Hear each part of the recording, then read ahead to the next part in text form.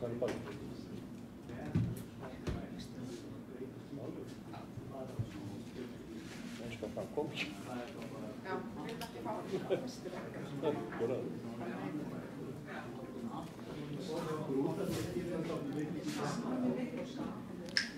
bæjarfulltrúar og gestir. 550. fundur bæjarstjórnar Reykjanesbæjar haldinn að Tjarnargötu 12, 4. desember.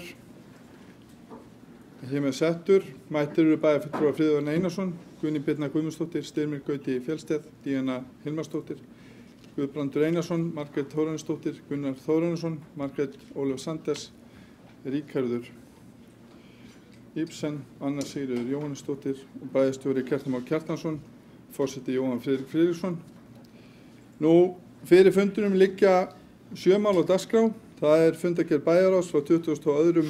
og 29. nóvember 2018, fundargerð umhverfis- og skipulagsráðs frá 23. nóvember 2018, fundargerð barnaverndarnefndar lögð fram, hún frá 19. nóvember 2018, 4. mál fundargerð stjórnar Reykjaneshafnar frá 22. nóvember 2018, jafnlaunastefna Reykjanesbæjar síðari umræða 5. mál og 7. mál kosningar í nefndir, ráð og stjórnir samanber 57. grein samþykkta stjórn Reykjanesbæjar og fundarsköp bæjarstjórnar. 7. og síðasta mál á dagskrá fjárhagsáætlun Reykjanesbæjar og sameiginlega Reykjanesstofnana 2019-2022 síðari umræða. Þá göngum við til dagskrár og fyrsta mál á dagskrá fundargerðir bæjarráðs frá 22. og 29. nóvember og gef ég orðir hér með laust. Þann dagskrálið. Guðný Birna Guðmundsdóttir hefur kvatt sér hljóð, sker svo vel.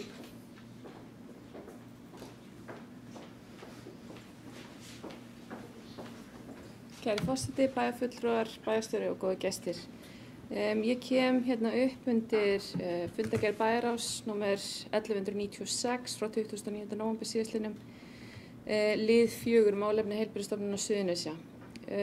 Forstjóri stofnunarinnar skilaði inn ágætis greinargerð sem mér langar aðeins að impra á hérna í ljósi stöðu mála sem í gangi. Fjárveitingar eru okkar ekki í hag enn eitt árið, þrátt fyrir fundi með þingmönnum, ráðherrum, greinaskrifum og öllu því sem við höfum gert saman og í sikkur lagi. Langar svona að impra því helsta ef ég má með leyfi forseta aðeins vitna í greinagerðina. Hér stendur kyrrstaða ekki möguleg vegna sífelldra breytinga í samfélaginu. Nú, ef við tökum til dæmi þá röntgentækið á stofnuninni að bíða eftir dauða sínum, að líða undir lok. Það ekki til varahlutir í þetta gamla tæki. Þegar þetta röntgentæki hættir að virka, þegar, ég ekki segja ef, ég segi þegar, þá ekki hægt að taka röntgenmyndir á Suðurnesjum sem telur 25.000 manna svæði. Það þýðir það að við munum senda alla sjúklingan okkar með sjúkrabíl inn á Landspítala eða í einkabílum og auka álagið inn á Landspítala til muna. Og enginn veit í hversu langan tíma.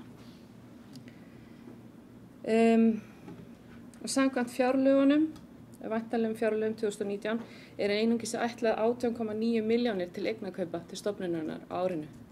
Og þið vitið að við kaupum ekki röntgentæki fyrir 18,9 milljónir. Hvað þá allt hitt sem þarf að kaupa inn á stofnunina. Nú fjölgun íbúa síðastliðin 3 ár frá 1. janúar 2016 til lok árs 2019 22% eða 7% á ári. Þetta eru óheyrilega tölur á Íslandi. Þetta langt yfir öllum öðrum svæðum og við fáum ekki skilning þrátt fyrir þessar borðleggjandi tölur og ég skil ekki fyrir mitt litla líf af hverju. Nú ég búin að hitta heilbrigðisráðherra 2 svar og ég átta mig ekki alveg á þessu. Nú það ekki einungis vandamáli því að laun sumra starfsstétta á stofnuninni eru lægri fyrir sambærileg störf hjá sambærilegum stéttum á sameiginlegu vinnusvæði. Sem þýðir það að launakjör meðal annars hjúkrunarfræðinga á HSS eru lægri og mun lægri en launakjör sömu starfsstéttar fyrir sömu störf hjá sama ríki, það ekki á sama stað. HSS býður því kjör sem eru ekki samkeppnishæf, sem þýðir það að við erum að missa sérfræðinga úr störfum til að vinna annars staðar. Og það verður enginn getað útskýrt þetta heldur. Við erum með stofnanasamning frá 2006 með viðbót frá 2013 og við erum að reyna að vinna í að fá samþykkta nýjan núna, vonandi fyrir jól, en hann mun kosta 40 milljónir og við erum ekki að fá fjárlög fyrir þessum 40 milljónum. Stofnunin mun líklegast skilja neikvæða niðurstöðu á þessu ári 58 milljónir og hefur fjárþörf upp á 3,1 milljarð. Þegar allt kemur til alls þá þessi fjárhæð 381 milljón lægri en stofnunin þarf.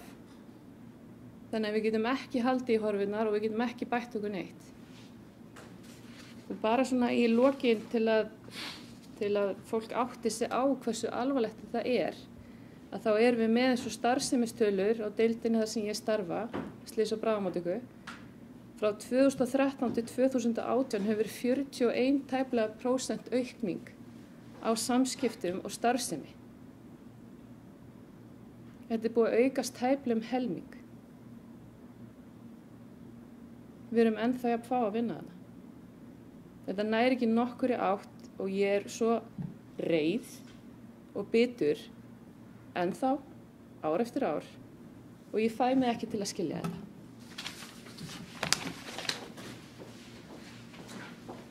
Anna Sigríður, gjörðu svo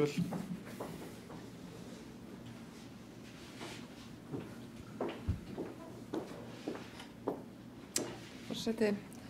Ég kem undir samanleið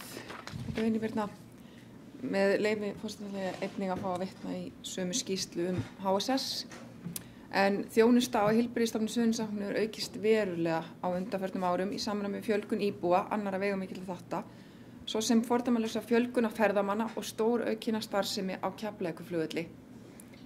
Áætluð raunhækkun fjárveitinga frá 2006 til fjárlagafrumvarps 2019 liðlega 7% eins og kom fram hér áðan. En til samanburðar þá fjölgar íbúum frá 2016 til 2018 22%. Og á árinu 2019 þá stefnir í sambærilega fjölgun og verið hefur. Það því nauðsynlegt að bæta og auka alla aðstöðu fyrir skjólstæðinga, starfsmenn og aðstandendur á HSS og vanda þar undirbúning slíks verkefnis og tryggja samstöðu og fjármagn. Við hjá D-listanum leggjum áherslu á öfluga velferða og heilbrigðisþjónustu með því að veita heildstæða þjónustu þar sem ríki og sveitarfélög vinna saman að sameiginlegu markmiði. Okkur finnst mikilvægt að heilbrigðisstofnun fái nægt fjármagn þannig að það geti veitt íbúum grunnheilbrigðisþjónustu. En Lýðheilsuráð nefnd sem mun líklega vinna að þessum málum en hennar fyrsta verkefni einmitt að hefja viðræður við heilbrigðisráðuneytið um eflingu heilsugæslunnar í samræmi við háværar kröfur í bæjarbúa og vinna að samþættingu heimahjúkrunar og félagsþjónustu með það markmiði að bæta þessa þjónustu. En þessi nefnd hefur ekki fundað enn sem komið er.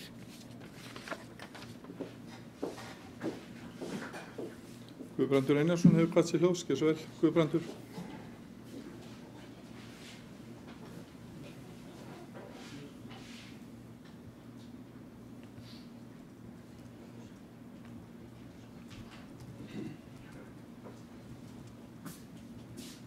Virðulegur forseti, ágætu bæjarfulltrúar. Ég tek undir allt sem hefur verið sagt hér í þessu fjórða máli sem auðvitað merkilegt og athyglisvert að þessi staða skuli vera uppi ár eftir ár. Og það virðist ekki að eins og við séum að tala við steina þegar við erum að reyna að koma því á framfæri þessari stöðu sem uppi en allavega verða engin viðbrögð við því sama hversu hátt við höfum. En mér langar að nefna hér 7. mál í sömu fundagerð sem að snýra stjórnsýslu úttekt á samskipti Reykjanesbæjar og United Silicon. Ég lagði fram tillögu í aðdraganda síðustu kosninga fyrir bæjarráð sem að tók vel í þessa tillögu og það var samþykkt að fara í slíka stjórnsýslu úttekt og nú hafa verið ráðnir sérfræðingar til þess að fara í þessa úttekt og mér langar með leyfi forseta aðeins að rekja þetta minnisblað sem að var lagt inn í bæjarráð á þessum fundi og í greinargerðinni með tillögunni þá var samþykkt að óska eftir úttekt á þeim verkferlum sem voru viðhafðir hjá Reykjanesbæ í samskiptum sveitarfélagsins við United Silicon. Og bæjarráð fól bæjarstjóra að finna hlutlausan og utanaðkomandi aðila til þess að annast þessa úttekt. Og síðan þarna rakið hvernig á ég að fara með kostnaðina af þessu. Það sem okkur í beinni leið, ekki í uppsölunarlista heldur í beinni leið, töldu rétt að gera var að skoða öll okkar samskipti við þetta fyrirtæki. Á þessum tíma lá fyrir úttekt Ríkisendurskoðunar á samskiptum stjórnvalda og samskiptum fyrirtækisins við ríkisstofnanir og stjórnvöld. Það sem kom fram að ýmislegt hafi verið ábótavant í samskiptum milli þessara aðila. Og okkur þótti eðlilegt að á þessum tímapunkti í framhaldi af þessu að við myndum skoða þá verkfalla sem hafi verið viðhafðir í samskiptum okkar við þetta tiltekna fyrirtæki. Og eins og við vitum þá fór allt úrskeiðis sem að gat farið úrskeiðis. Það eðlilegt að við skoðum þetta og lærum að þessu. Þetta eru stór verkefni sem að eða stórt verkefni sem þarna átti sér stað og það var greinilegt að sú þekking sem að þurfti að vera til staðar til þess að þetta gæti gengið upp, hún var það alls ekki. Þannig að það er bara gott fyrir okkur, kynna okkur hvað átti sér stað. Og í þessu minnisblaði og í tillögunni upphaflegu voru tiltekin nokkur atriði sem að eðlilegt var að skoða og mig langar að nefna þau hér. Þá númer 1, hvernig kynningu framkvæmdaraðila gagnvart stofnunum bæjarins hafi verið háttað og leið hvernig var þeim upplýsingum framkomið á þeim kynningum miðlað til kjörinna fulltrúa og bæjarbúa.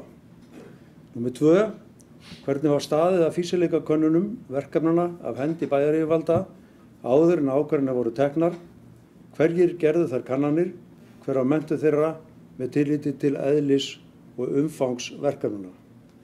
Númer 3, hvernig var skipulagsvinnu af hálfu stofnana bæjarins háttað? Voru þau verkefni unnin af stofnunum bæjarins eða var þeim útvistað til annar aðila? Hafi svo verið, þá til hverra og hver var forsögn stofnana bæjarins úrlausn þeirra verkefna og hver bar ábyrgð á samskiptum fyrir hönd bæjarins?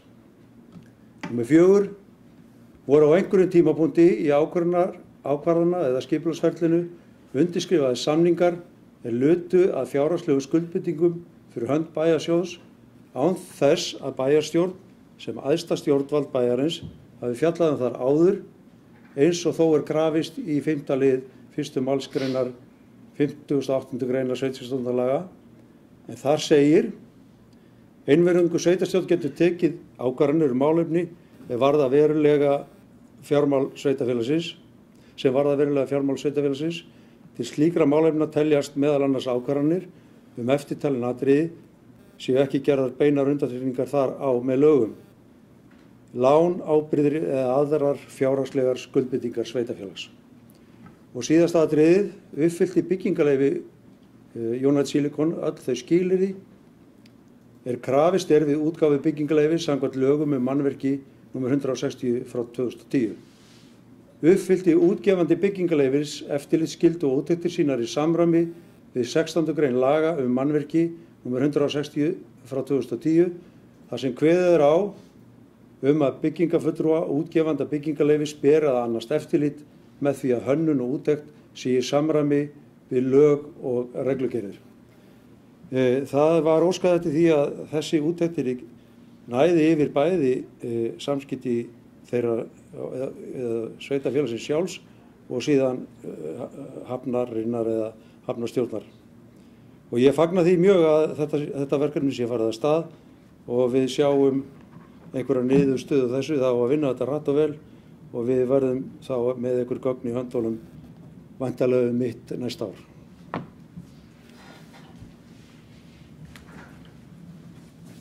Eru fleiri sem kveða sér hljóðs undir þessum lið? Friðjón Einarsson, gjörðu svo vel.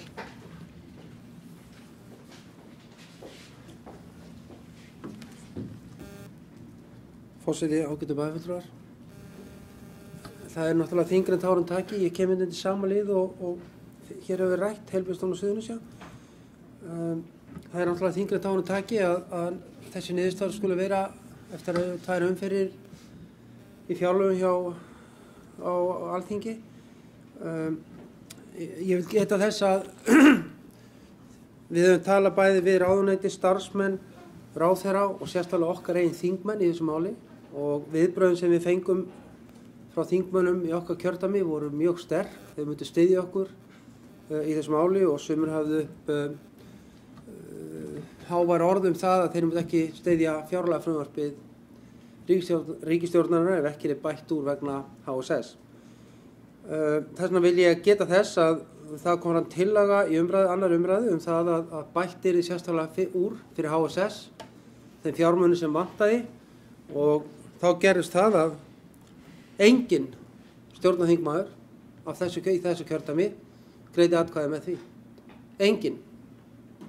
Sumir löpuðu út úr atkvæðagreiðslunni en enginn greiddi atkvæði með tillögunni. Þvert á það sem sumir hafði lofað á fundi með sveitarstjórnarmönnum fyrir 2 mánuðum síðan. Mér finnst þetta háalvarlegt að ekki einn þingmaður í okkar kjördæmi sem styður þessa ríkisstjórn skuli hafa upp nein opinber mótmæli gegn þessu óréttlæti sem HSS á við að stríða. Það er raun og vera alveg með ólíkindum. Ár eftir ár stöndum við í sömu sporunum. Fjölgun hefur hvergi á landinu hefur gert annað eins og við stöndum enn á sama stað. Það er eins og menn hafi gleymt því að við höfum verið hérna í erfiðlegum fjárhagserfiðleikum á Suðurnesjum undir eftirlitsnefnd og stærsti kröfuhafi okkar var ríkið og áfram halda þeir að koma svona fram við okkur. Og ég hveti ykkur ágætu bæjarfulltrúar sem hafa aðgang að þessu þingmönnum að láta þá vita af óánægju okkar. Þetta er alveg til háborinnar skammar hvernig þeir hafa komið fram. Ekki nóg með það, með leyfi forseta, og þá gerist það líka á sama tíma og þetta er að gerast að við erum í viðræðum við ríkið bættar samgöngur á Suðurnesjum en eins og þið að vitið að þá var hlutlaus matsnefnd kölluð saman sem mat hjón sveitarfélaganna á Suðurnesjum vegna þess að ríkisstjórnin svipti okkur sérleyfinu frá Reykjavík til Keflavíkurflugvallar. Það var matið að þetta gæti verið alltaf 3 milljarðar sem sveitarfélaganna á Suðurnesjum höfum tapað í þessu máli. Þetta er verkefni sem við erum búin að standa í 5 ár. Núna erum við búin að fá tilboð frá fjármálaráðuneytinu að það er það að við ættum að halda áfram að keyra sérleiðina til Reykjavíkur og við fáum að hluta borgaðan hallan sem er uppsafnaður á þeirri leið. En ef við gerum það ekki, þá munu þeir taka yfir reksturinn á sérleiðinni, lækka þjónustustigið og okkur er í boði leið að falla frá öllum kröfum vegna sviptingu á sérleyfinu á Keflavíkurflugvöll.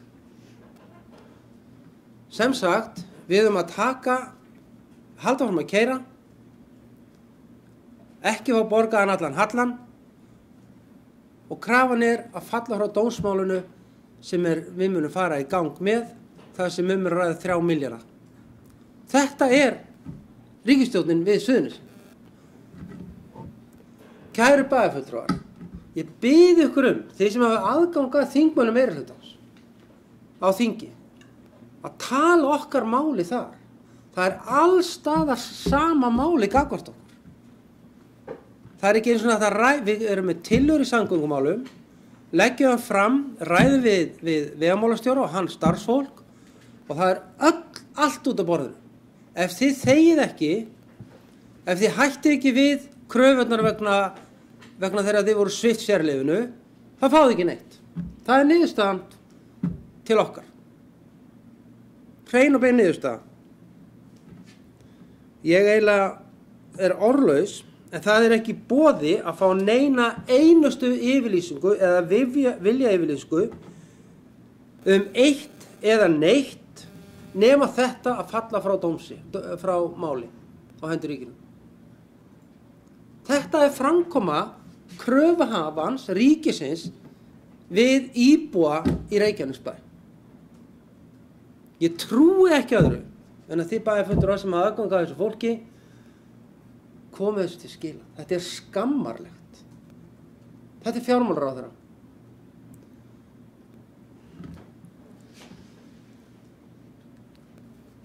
Við erum verið að berja saman núna í mörg ár í að endurreisa fjármál Reykjanesbæjar og það gengið framar vonum. Við erum verið sem eitt lið, bæjarstjórn í þessu saman.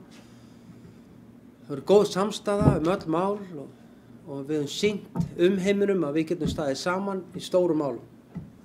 Núna þegar við erum að sjá svona aðeins fyrir endan á þessu verkefni okkar, þá einn aðili sem berst gegn okkur. Það ríkið. Það ekki einu sinni sanngjarnt til heilbrigðisstofnunar Suðurneys. Laun vina okkar eru lægri á HSS heldur en öllum öðrum stofnunum á Íslandi. Heilbrigðisstofnunum. Öllum. Samgöngur, það búið að semja við aðra landshluta en ekki við okkur. 3 milljarða kröfu bara hent út í loftið.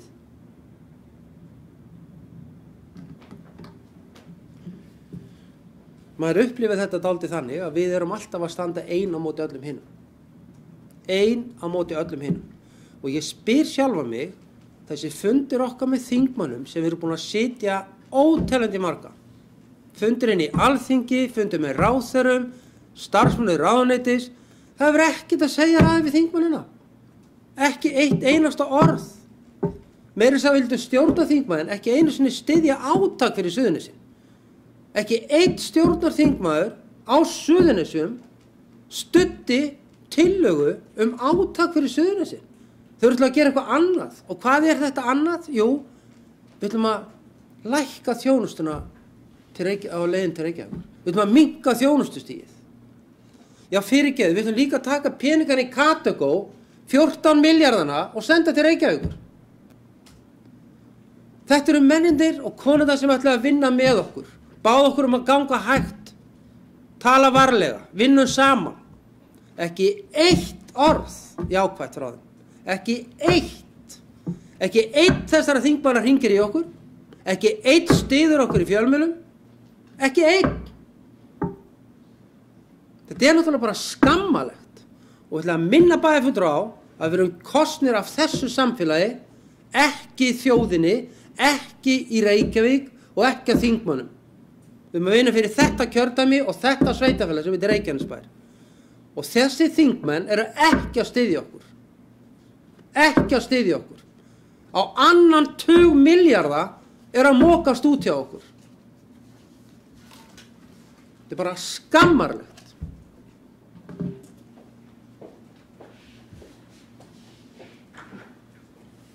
Margrét Sandnes hefur hvað sér hljóðs. Gjör svo vel, Margrét.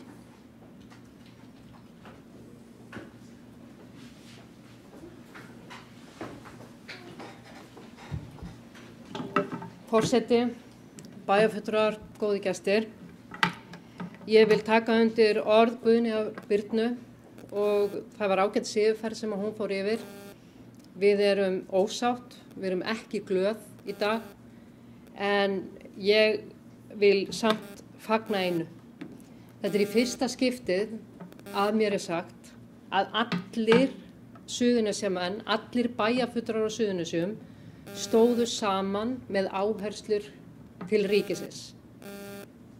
Við erum að borða fíl og ég leyfi mér að vona, þrátt fyrir að háttvirtur Friðjón Einarsson hafi farið mjög hvössum orðum til þingmanna og ráðherra, að eftir samtal mín við þessa aðila, þá ég bjartsýn þrátt fyrir allt. En algjörlega brjáluð yfir hvernig staðan núna. Algjörlega brjáluð yfir að horfa á þessi fjárlög núna. Mig langar líka að biðja forseta af því að hann var á þingi, kannski að koma hingað upp og láta okkur kannski líka vita hvernig umræðan hefur verið þar sem að hann var á þinginu þegar fjárlögin voru í vinnslu. En við erum tilbúin, við í D-listanum erum tilbúin að standa með svæðinu, að við í bæjarstjórninni ályktum, stöndum saman, förum inn eftir, leggjumst fyrir fram að sjúkrahús eða hvað eina sem þau vilja gera. Ég er algjörlega sammála, þetta er ekki boðlegt.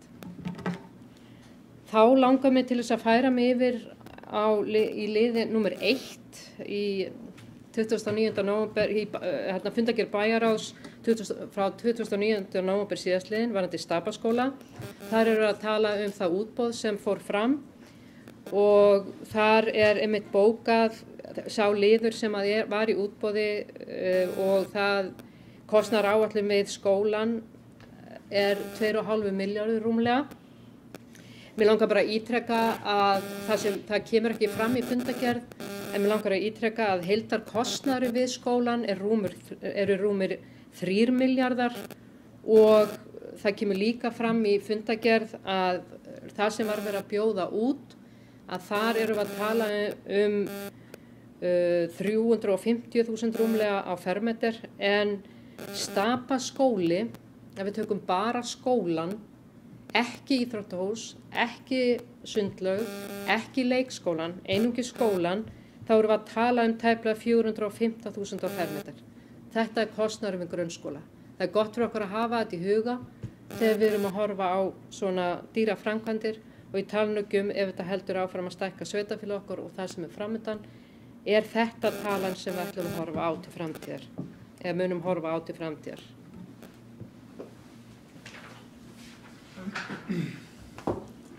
Takk fyrir Margrét. Og með leyfi fundarins þá er alveg ástæða fyrir forseta til þess að fara yfir forsögu þessa máls. Nú kannar að segja þessa alvarlega máls.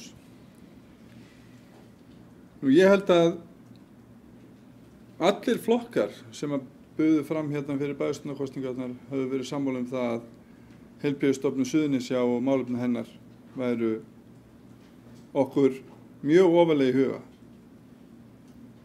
Og það er ekkert ástæðulausu. Við sjáum bara hvernig hlutirnir hafa þróast þar. Og það verður ekkert allir á eitt sáttir hvaða leið ætti að fara þar. Sumum fannst menn kannski fara fram úr sér. Mér sýnist á öllu, miðað við þessa stöðu, að við þurfum að hugsa hlutin algjörlega upp á nýtt. Reykjanesbær var þegar og þá byrjaður að vinna að samþættingu heimaþjónustu og heimahjúkrunar vegna þess að sveitarfélagið ætlar að standa við allt sem að sveitarfélagið getur gert til þess að ýta undir HSS. Síðan fóru menn af stað og svo nú sameinuðu við kraftana. Nú leggjumst við öll á eitt. Nú komum við ekki með 20 mál fyrir þingið þegar kemur að fjárlögum. Og við gerum það, við lögumst öll á eitt. Allir bæjarfulltrúar, sveitarstjórnarfulltrúar á Suðurnesjum komu saman, funduðu með þingmönnum og sögðu, ok, nú tökum við málefni HSS og leggjum þau fremst. Við getum ekki beðið lengur eftir úrbótum í heilbrigðisþjónustu. Og það vantaði ekki samhljómið þar, hvar í flokki sem menn stóðu. Og það vill nú svo ágætlega til að ég einmitt kom inn fyrir minn varamann, Framsóknar konuna Silju Dögg Gunnarsdóttur, þegar umræðum fjárlög átti sér stað á þinginu og las þar þingheimi pistilinn í 2 mínútur og bað þingheim og ráðherra að girða sig í brók. Og ég get ekki betur séð samkvæmt þessari niðurstöðu að annað en að menn séu svona hálfpartinn með buxurnar á hælunum. Ég er virkilega reiður og svekktur yfir þessari niðurstöðu. Ég ætla að taka undir með Margréti að ég er náttúrulega bara bjartsýnn maður að eðlisfari og það má vel vera að heilbrigðisráðuneytið sé með einhverjar stórar lausnir í málefnum Heilbrigðisstofnunar Suðurnesja. Ég hef auðvitað bara bíð eftir því. Fjármagnið minnst fjárlögum virðist ekki vera til staðar. Það má vera að það sé einhver annar vandi þarna í gangi sem ég hef ekki greint, en það liggur alveg fyrir í þeim gögnum sem að tekin voru saman og hvernig þróunin hefur verið, að það hallar verulega á okkur hér á Suðurnesjum varðandi fjármagn til heilbrigðisþjónustu. Mér finnst það algjörlega óásættanlegt. Ég velti fyrir mér hvort að stefna sé svo að við fáum þá bara part af okkar skattgreiðslum endurgreiddar og við kaupum okkur þjónustu hjá einkaaðilum. Ég veit ekki alveg hvert þetta stefnir, en við hljótum að spyrja okkur að því Suðurnesjamenn hvort að staðan sé þannig að við þurfum bara að fara að leita þjónustu á höfuðborgarsvæðinu. Við getum ekki treyst á að fá þá þjónustu sem okkur ber í heimabyggð og eigum við þá bara að fara í Kópavog á einkareknar stofur þar. Eða er það planið hjá ríkinu að hér verði einhvers konar B-starfsemi rekin á Heilbrigðisstofnun Suðurnesja? Ég bara verð að viðurkenna það, ég veit ekki frekar núna heldur en ég vissi fyrir bæjarstjórnarkosningarnar að hvaða þjónustu ég get gengið hér sem íbúi á Heilbrigðisstofnun Suðurnesja. Hún er illa skilgreint og það er verulegt vandamál. Við vitum, vegna þess að við þekkjum til, að starfsfólk hefur verið undir ómennsku álagi á þessari stofnun í langan tíma. Þannig að ég get ekki annað en tekið heilsugar undir með þeim bæjarfulltrúum sem hér hafa komið upp. Og þá velti maður fyrir sér hver er skýringin. Ég bara verð að viðurkenna það, ég veit ekki hver hún er. Ef að allir bæjarfulltrúar á Suðurnesjum leggjast á eitt, setja eitt mál á oddinn og þetta er árangurinn,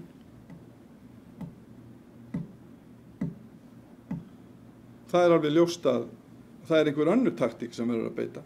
Þessi taktík að koma með staðreyndir málsins eins og gert var fyrir fjárlaganefnd, hún virðist ekki duga.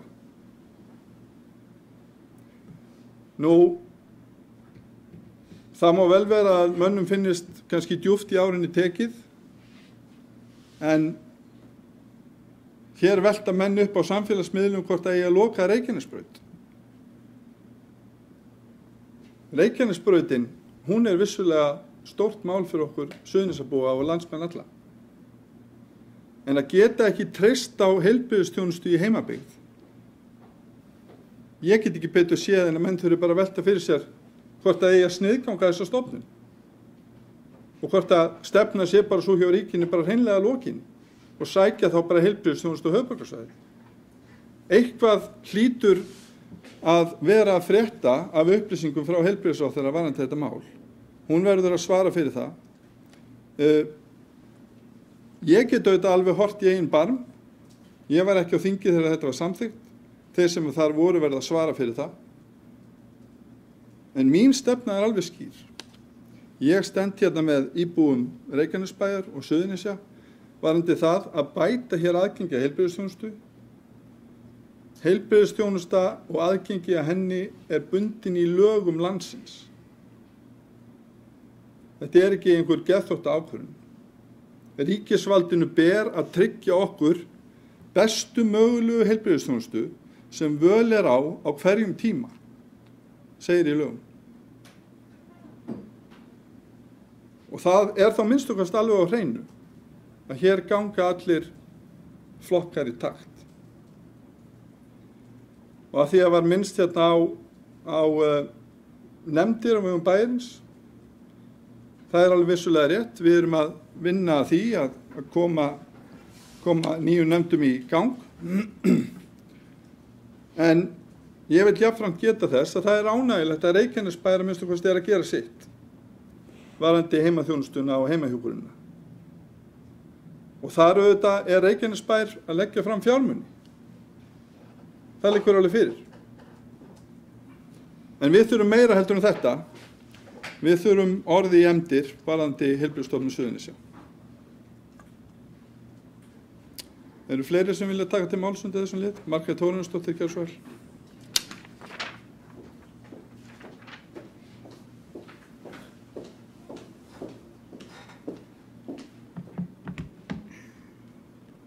virðulegi forseti og aðri viðstaddir. Ég kemur undir lið HSS. Ég tek heils hugar undir það sem hefur komið hér framvarðandi HSS. Þingmaður Miðflokksins í Suðurkjördæmi lagði fram að það yrði 100 milljón auka fjárframlag til HSS við fjárlög árið 2018 og við fjármála áætlun 2019-2023 lagði þingmaður til að 700 milljónir allt til lögbundinna stofnana á Suðurnesjum yrði og þaraf yrði lagðar til 93 milljónir árlega til HSS. Þetta var allt fellt. Tillaga Miðflokksins var fellt. Það er þyngra en tárum tekið að þingmenn okkar sem sumi hverjir eru búsettir í Reykjanesbæ skuli ekki geta staðið saman og stutt tillögur fjárveitingu til HSS. Flokkslína í atkvæðisgreiðslu sem þessar á Alþingi er bara algjörlega óþolandi. Þetta er brýnt hagsmunamál okkar allra og við gerum þá kröfu á þingmenn svæðisins að þeir sýni ábyrgð. Þeir stjórnmálaflokkar sem gátu ekki stutt við bakið á íbúum Reykjanesbæjar í málefni HSS eiga að athuga sinn gang. Þingmennirnir sem voru á móti eiga að spyrja sjálfan sig að því hvers vegna þeir eru í stjórnmálum.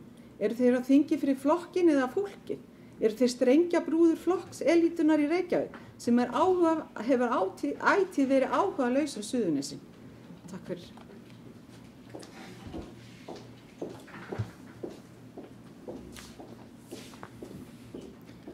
Eru fleiri sem vilja taka til máls undir þessum lið? Svo er ekki. Þá ber ég fundargerðir bæjarráðs frá 22. og 29. nóvember upp til samþykkta fundarins. Þeir sem geta samþykkt fundargerðina vinstri að gefa merki. Hún er samþykkt 11:0.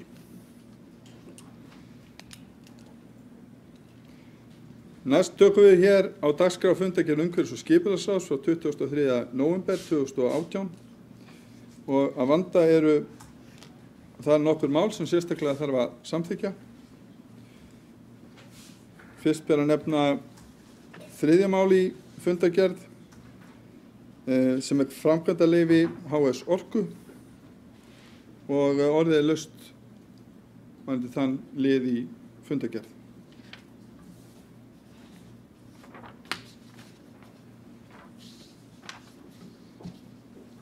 Það kveður sér engin hljóðs. Varðandi hann ber ég því lið nr. 3 í fundargerð undir samþykkt fundarins. Þeir sem geta samþykkt þann lið með sér að gefa merki. Hann er samþykktur 11:0.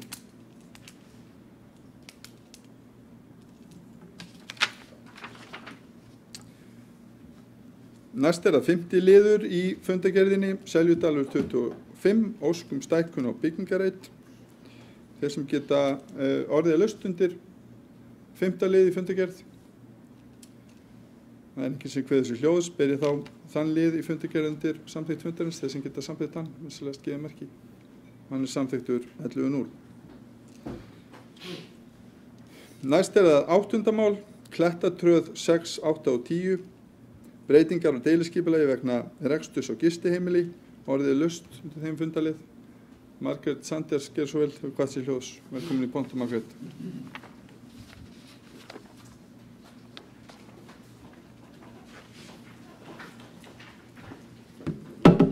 Forseti, bæjarfulltrúar, góðir gestir. 8. mál, þar er verið að ræða Klettatröð 6, 8 og 10 og óskubbreyting á deiluskipulagi vegna reksturs á gistiheimili og í stuttu máli þar er því hafnað. Það bárust gögn í dag og sem að við í rauninni og ræddi ég við meirihlutann fyrir fundinn og þá var mér táð að menn myndu styðja þessa afgreiðslu hjá umhverfis- og skipulagssviði og þess vegna langar mér til þess að rifja upp söguna endalausu með þetta mál. 21. og ég bara fyrirgefi þið, ég var bara að reyna að skrifa þetta niður á einhverju 5 mínútur núna áðan vegna þess að það komi gjörsamlega óvart þar sem gögn voru að berast bara núna í dag að þessu skildi ekki vera frestað. En allavega, 21. nóvember, umhverfis- og skipulagssvið, þá er gistiheimilið, það er ekki heimilt á athafnasvæði er sagt og því hafnað og þetta fyrir bæjarstjórn og það staðfest. 12. desember þá aftur komið erindi, eitthvað breytt, þar það samþykkt breyting á deiluskipulagi, bæjarstjórn vísaði aftur til ráðsins og þar voru menn að tala að það þyrfti að gera breyting á deiluskipulagi. Síðan 9. janúar 2018 og nota bene, þetta bara það sem ég fann núna á hlaupum, 9. janúar 2018 þá samþykkt hjá umhverfis- og skipulagssviði að breyta aðalskipulagi og það samþykkt í bæjarstjórn og þá væntanlega, en ég ekki einu sinni viss og mér finnst mjög mikilvægt að það standist það sem ég að segja, en mér sýnist allavega á gögnunum sem ég var að reyna að lesa yfir í dag, sem voru tölvupóstar hingað og þangað, á milli aðila, að skipulagsstofnun ríkisins hafi sagt í sínu svari að það þyrfti ekki að breyta aðalskipulagi, heldur einungis deiluskipulagi. Og þegar þetta kemur síðan, þetta mál núna, á síðasta fundi umhverfis- og skipulagssviðs og við svo heppin að hafa hér Ríkard Ibsen sem var á þeim fundi og í D-listanum frá 23. nóvember, þá var þessi fundur og ég hef heyrt frá fleiri aðilum að þar vissu þeir ekki forsögu málsins. En þá á síðasta fundi umhverfis- og skipulagssvið, þá erindi þessa sömu aðila hafnað. Það sem að allavega að ég legg til og við hjá D-listanum leggjum til að þetta mál verði samþykkt A, eða B, að þessu verið vísað aftur til umhverfis- og skipulagsráðs til umræðu, þar sem að upplýsingar lágu ekki fyrir hjá öllum fundamönnum umhverfis- og skipulagssviðs. Takk.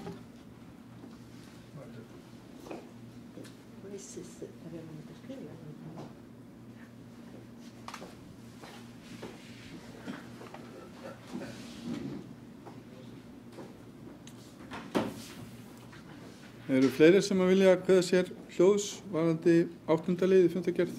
Friðjón Einarsson gerir svo vel.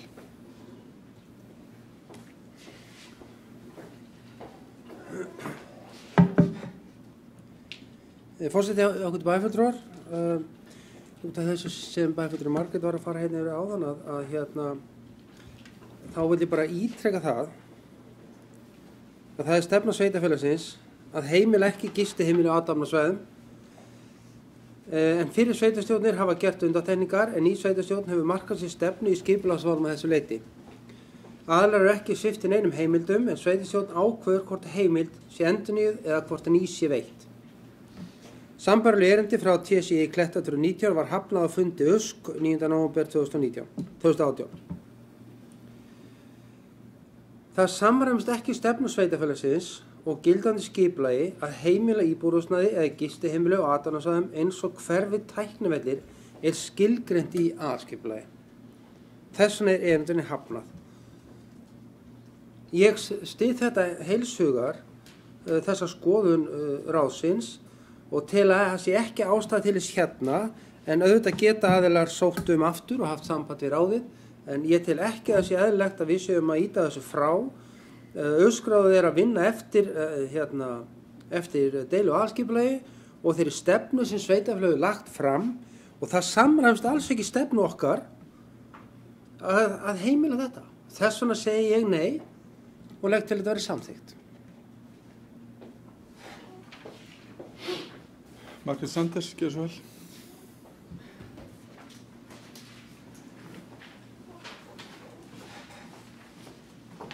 Forseti, bæjarfulltrúar, góðir gestir. Ég ítreka það var búið að samþykkja í USK-inu.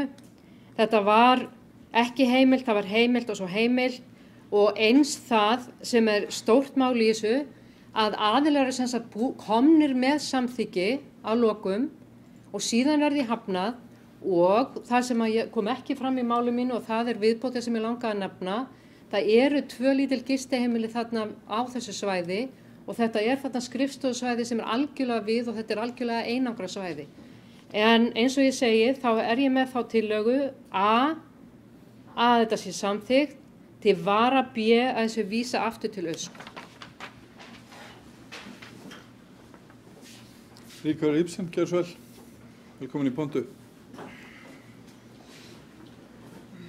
Takk fyrir það, forseti, bæjarfulltrúar. Já, ég sitt að sjálfsögðu í umhverfis- og skipulagsráði og við fengum þetta erindin á borð til okkar og því var hafnað á þessum formerkjum að það væri ekki stefna bæjarins að vera með, skal ég ykkur segja, gistiheimili á athafnasvæði og ég verð nú að viðurkenna forsa málsins, fylgdu nú ekki með en mér skilst að áður hafi þetta verið samþykkt en það hafi greinilega verið mjög mikil hringlandaháttur í gangi vegna þess að þá hafi verið til dæmis sent erindi til skipulagsstofnunar að það væri vilji bæjarstjórnar þá að breyta aðalskipulaginu þannig að þetta færi sem sagt í þann farveg að verða verslunar og þjónustusvæði. En skipulagsstofnun kemur tilbaka og segir að þessu þurfum við ekki með ef að menn vilji hafa gistiheimili á athafnasvæði og spyr hvort að það sé þá bara stefnubreytingu hjá sveitarfélögin að ræða á þeim tíma. Og þetta er náttúrulega gögn sem við fáum í dag og ég held að sé samt sem áður skýri niðurstaða ráðsins í dag að við viljum fara yfir í þessi vönduðu vinnubrögð þar sem að við erum að hugsa til framtíðar og passa upp á að við erum ekki með þennan bútasaum út allt. En það er ljóst að þessir aðilar sem eru eigendur að Klettatröð 8 að þeir eru að biðja að við skoðum máli betur í ljósi þeirra gagna sem að við til dæmis vorum ekki búin að sjá.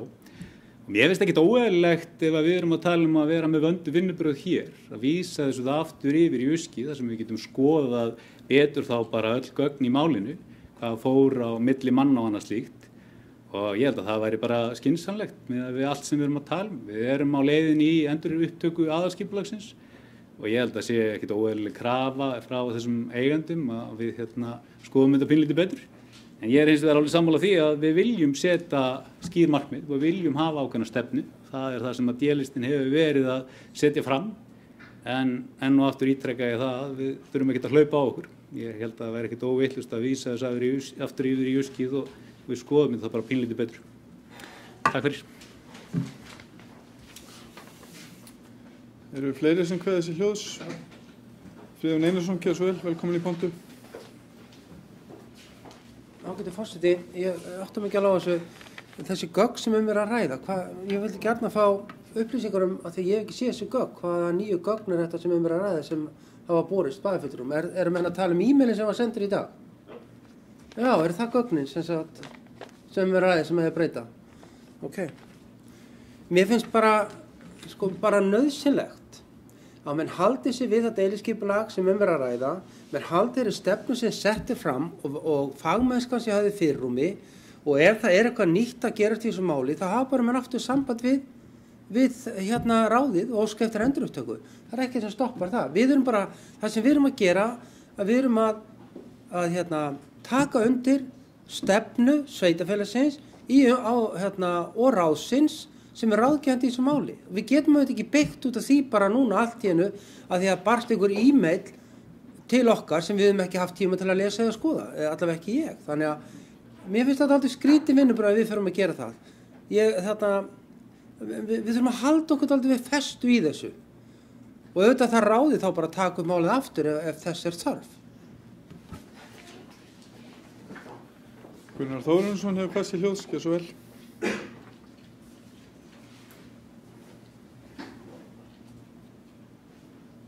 Virðulegi forseti, ágætu bæjarfulltrúar og gestir. Þarna erum við komnir á eitthvað öngstræti sýnist mér sem að við þurfum að leysa úr. Við þurfum að snúa við og fara aftur inn á beinu brautina. Og mér finnst það bara eðlilegt að við förum þá leiðina að fara með þetta aftur inn í Usk og fá betri og skýringar á þessu öllu saman. Hvað er á ferðinni? Það liggur í augum uppi að það er ekki neinir sérstakir hagsmunir þarna sem að skipta svo miklu máli að það sé ekki hægt að vísa þessu aftur til Usk. Ég get ekki séð það. Mér finnst það bara sjálfsagt.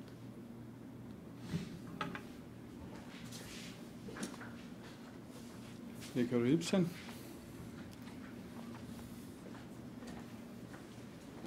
Forseti bæjarfulltrúar. Já, ég sko miða við þá vinnu sem að við höfum verið að inna af hendi, þá höfum við, með rekur rétt minni til, verið að neita til dæmis Klettatröð 19 að setja þar gistiheimili.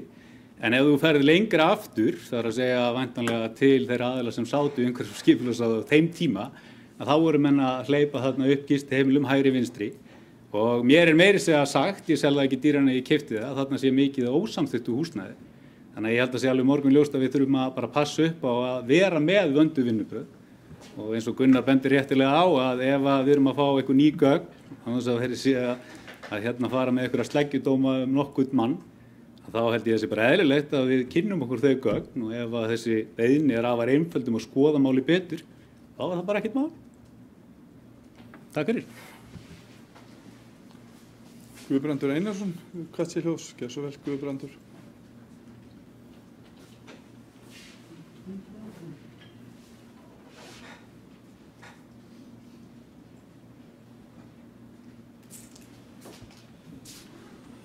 Villufosti, ég nú þeirra náttúrugetur eða ónáttúru að vilja fara eftir þeir reglur sem við erum búin að setja okkur og þeirri stefnu sem við höfum sett okkur. Mér langar bara að minna bæjarfulltrúa Gunnar Þórarinsson á það að á síðasta kjörtímabili var hér verið að óska eftir að fá að reisa hér gistiheimili út allan bæ, meðal annars inn á atvinnusvæðum. Og hann setti sig verulega á móti því. Það flugþjónustufyrirtæki vantaði skjól fyrir sína starfsmenn. Við tókum mjög einarða afstöðu í þeim málum. Við ætluðum ekki hleypa gistiheimilum inn á atvinnusvæði. Og ég tel mig bara geta staðið á þeirri skoðun og til eðlilegt að við höldum bara áfram að framfylgja þeirri stefnu. Það liggur fyrir samþykkt, það getur vel verið að sé ykkur gögn að koma fram en þá kemur bara nýtt erindi. Þá er það bara samkvæmt ritúalinu. Þá ef að menn eru ósáttir við niðurstöðu ráða og bæjarstjórnar þá hafa allir það í hendi sér að óska eftir endurupptöku á málum. En við lögðum þetta þannig fram á sínum tíma þegar það var mikill þrýstingur á okkur að hleypa inn á atvinnusvæði meðal annars það sem á svipuðum stað og nýja slökkvistöðin okkar á að rísa. Það voru menn mjög mikið á móti því að við myndum hleypa þangað inn gistiheimilum eða aðstöðu fyrir erlenda starfsmenn og ég held að ég get bara haldið áfram að fylgja þeirri stefnu.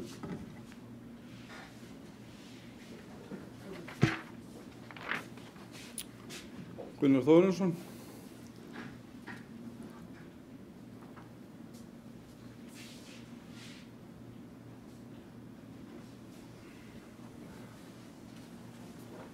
Virðulegi forseti, ágætu bæjarfulltrúar og gestir. Já, hér á að vera einhver stefna sem við höfum tekið á sínu tíma það að hafa ekki gistiheimili neins staðar held ég, nema allavega ekki nálægt íbúðahverfi, en það er náttúrulega bara ekki rétt. Það var ýmislegt samþykkt hérna sem að laut að því að setja gistiheimili nálægt byggð, íbúabyggð. Það er bara staðreynd. Þannig að því sé haldið til haga. Og þetta á sér auðvitað lengri aðdraganda en það er búið að samþykkja þetta á sínum tíma af skiljanlegum ástæðum því að þarna eru fleiri gistiheimili og ég sé ekkert að því að einum sé bætt við ef að eigendur eru fúsir til þess að gera það. Við þurfum ekki alveg að stjórna öllu. Það er óþarfi. Ég legg það endrið til að við tökum þetta mál og skoðum það betur. Skoðum frekari gögn sem hafa borist og ég get ekki séð annað en að það þurfi ekkert að vera hættulegt. Alls ekki. Burtséð frá því að einhverjir hafi einhverja stefnu sem að þeir vilja fara eftir.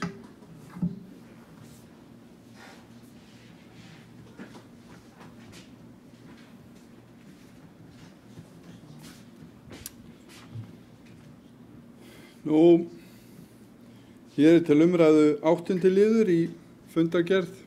Guðbrandur Einarsson hefur kvatt sér hljóðs, ég ætla að klára setninguna samt sem áður. 8. liður í fundargerð, Klettatröð 6, 8 og 10. Guðbrandur Einarsson, gerði svo vel velkomin í pontu.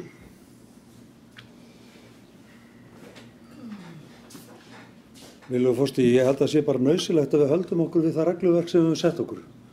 Ef við ætlum að búa við það að menn hleypi hér upp bæjarstjórnarfundum með erindum, sendum rétt fyrir bæjarstjórnarfund, þá held ég að við ættum bara að vera heima hjá okkur.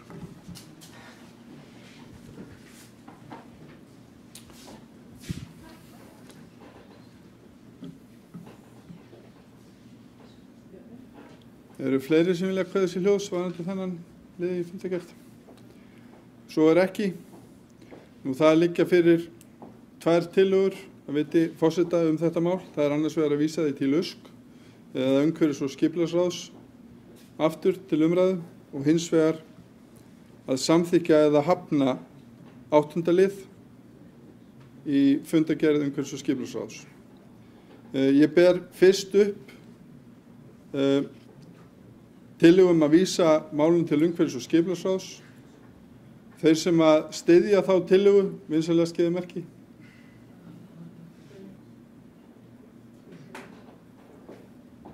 Þeir sem eru á móti. Og tillagan er felld 6-5.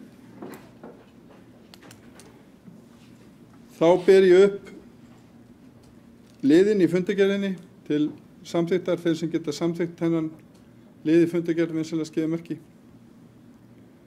Þeir sem eru á móti. Og liðurinn er samþykktur 6-5. Nú er þá samþykktum þennan lið lokið og umræðum og tökum við þá næst til 9. liðar í fundargerðinni, athafnasvæði vegna uppbyggingar hlíðarhverfis og orðið er laust 9. lið í fundargerð umhverfis- og skipulagsráðs. Það er enginn sem kveður sér hljóðs. Ber ég þá liðin upp til samþykktar. Þeir sem geta samþykkt hennar lið í fundargerð vinsamlega skeiða merki. Hann er samþykktur 11-0. Næst er það 10. liður í fundargerð umhverfis- og skipulagsráðs, Reynidalur 4, 6 og 8, fjölgun íbúða. Orðið er laust þann lið í fundargerð. Það er enginn sem kveður sér hljóðs. Ber ég þá þann lið í fundargerð undir fundin, þeir sem geta samþykkt þann lið vinsamlega skeiða merki.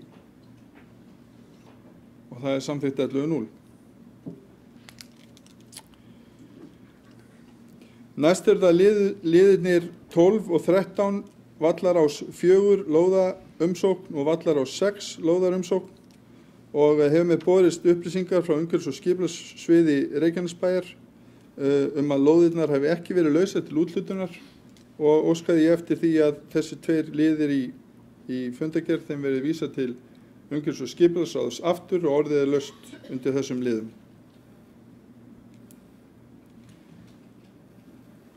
Ber ég þá tillögu forseta undir fundin til samþykktar. Margrét Þórunn, fyrirgefðu, Sanders, gerðu svo vel.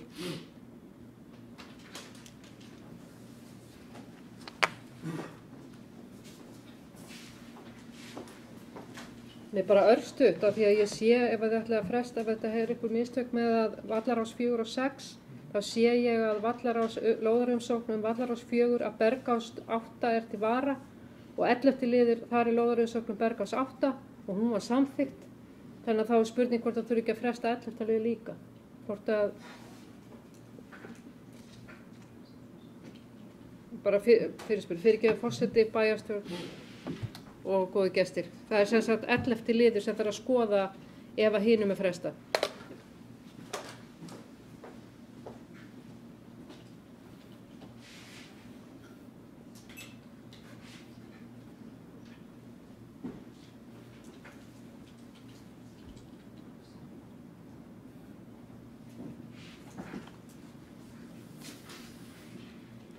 Forseti getur tekið undir þessa athugasemd, Margrétar Sanders. Er einhverjir aðrir sem vilja taka til máls undir þessum lið? Gunnar Þórunarson, velkomin í pontu.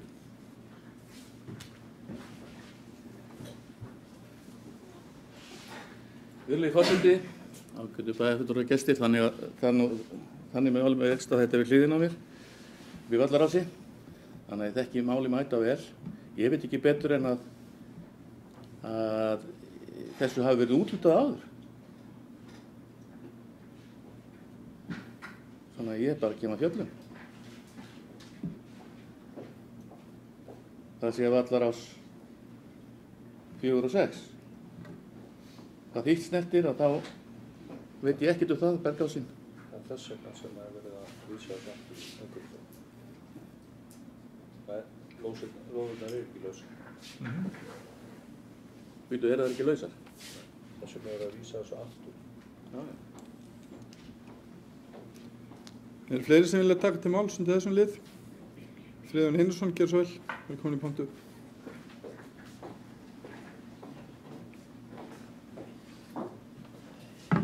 Forseti, ágætu bæjarfulltrúar, ég ætla að taka undir orð bæjarfulltrúa Margrétar Sanders að leggja til að máli 11, 12 og 13 verði vísa aftur til ráðsins. Hér hafa orðið mistök, rétt sem bæjarfulltrúi Gunnar Þórðarson sagði að það eru mistök við úthlutun og þess vegna þarf að senda þetta aftur tilbaka. Mælst til þess að þessi 3 liði verði sendir aftur tilbaka til ráðsins.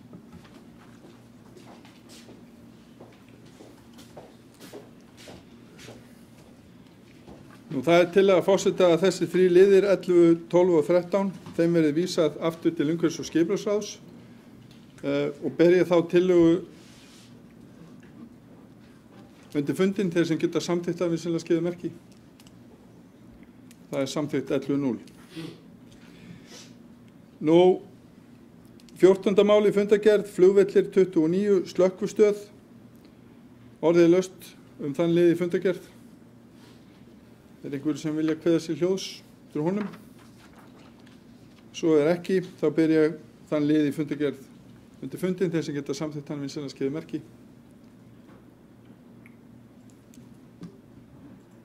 Hann er samþyktur Ríkharður. 11.0. Já. Svo fljótur. Jæja, ágætu bæjarfulltrúar. Þá erum við búin að fara yfir þá liði sem sérstaklega þarf að samþykkja í fundargerð umhverfis- og skipulagsráðs Reykjanesbæjar og ber ég þá fundargerðina í heild sinni upp til samþykktar eða synjunar þeir sem geta samþykkt fundargerðina vinsamlega skeiða merki. Og hún er samþykkt 11.0.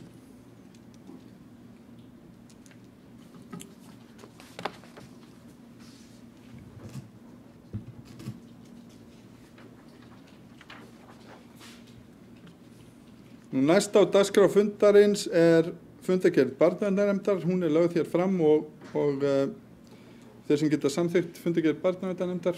Nei, hún er ekki til. Hún er afsakið bara lögð hér fram. Fundargerð stjórnar Reykjaneshafnar frá 22. nóvember 2018, 4. liður á dagskrán okkar. Orðið er laust undir fundargerð stjórnar Reykjaneshafnar. Það var sjónamunur á 2 bæjarfulltrúum. Friðjón Einarsson, gjör svo vel. Velkomin í pontu.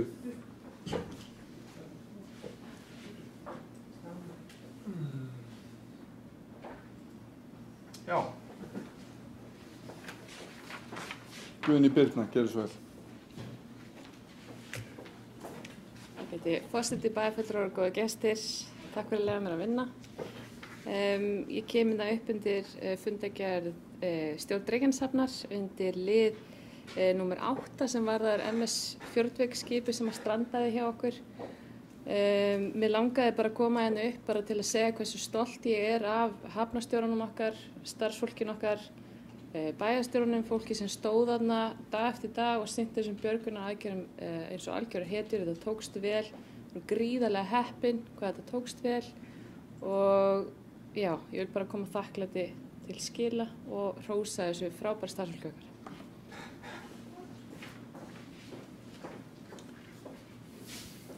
Takk fyrir þetta, Guðný Birna. Friðjón Einarsson, gjör svo vel. Forseti, ágætu bæjarfulltrúar, þið veitir hvað Samfylkingin er snögg til og samhent. En ég ætla að koma undir 8. lið og segja þetta sama á Guðni. Þannig ég ætla nú ekki að taka, endur taka það, en takk kærlega fyrir starfsfólk og stjórn, bæjarstjóri og hafnarstjóri.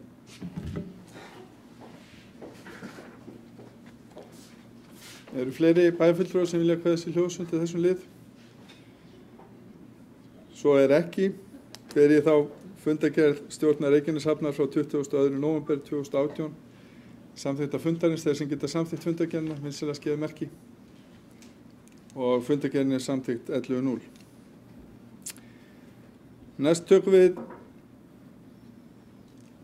til við 5. lið sem er jafnlaunastefna Reykjanesbæjar og það er síðari umræða. Orðið er laust undir 5. lið.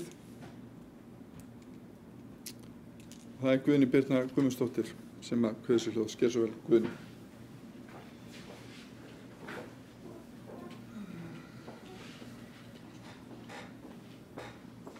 Kæri forseti, ágætu bæjarfulltrúar. Mér langaði bara að koma undir þessu fundalegi jafnlaunastefnu og hrósa Reykjanesbæ fyrir að vera að stíga þetta skref.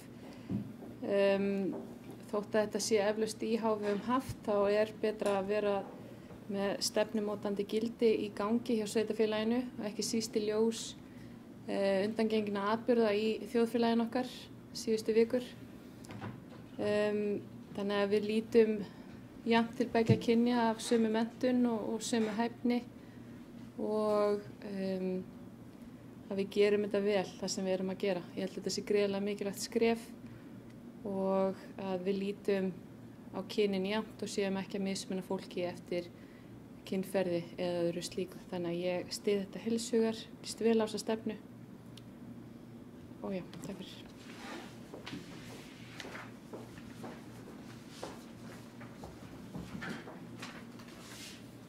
Margrét Sanders, gjör svo vel.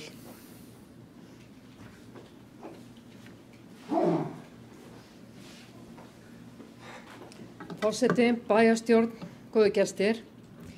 Undir liðnum jafnlaunastefna að þá vil ég líka taka undir það að það er ákveðin metnaður að fara yfir þetta en þetta er náttúrulega lögbundið líka en það ber að fagna þegar það sé farið í þetta.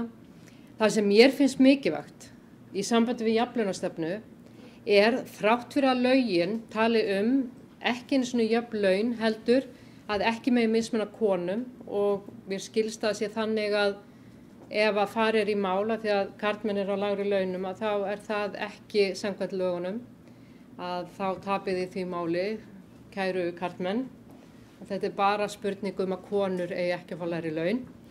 En það sem að mér finnst aftur á móti mætti bæta við í þessu lög og þess vegna stendi hérna upp í bæjarfélagi sem að er mikið fjölmenningarsamfélag að þessi vinna sem að er í kringum jafnlaunavottun er ekki síður til þess að ekki sé verið að mismuna starfsmönnum. Þar er orðin stór liður í fyrirtækjum að innflytjendur, að þessi horft á þá á sambærilegan hátt. Þannig að ég fagna þessari vinnu og ég fagna því að Reykjanesbær sé að vinna í því að fá jafnlaunavottun.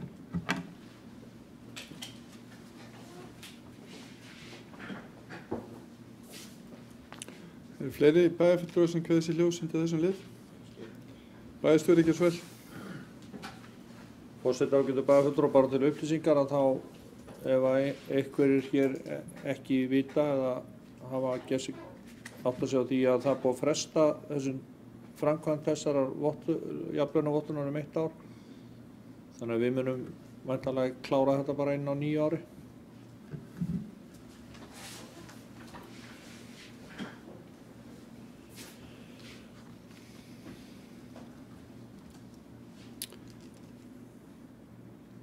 Eru fleiri sem kveða sér ljós til þessum lið?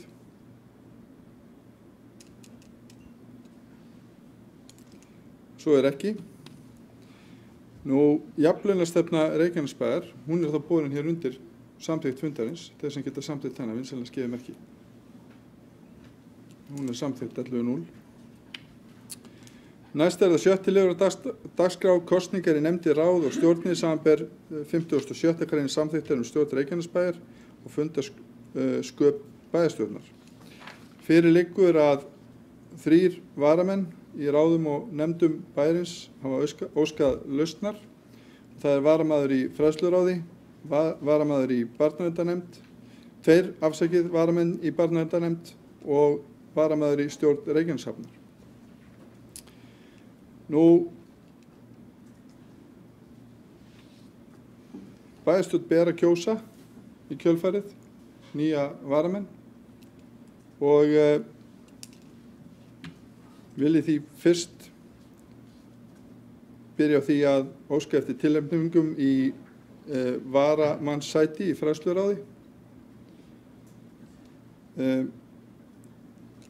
Tilnefningar. Friðjón Einarsson er tilnefndur, eru fleiri tilnefningar í það varamannssæti.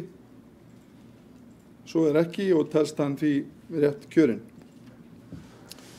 Kjósa þar 2 varamenn í stjórn barnaverndarnefndar og óska ég eftir tilnefningum í þau 2 sæti.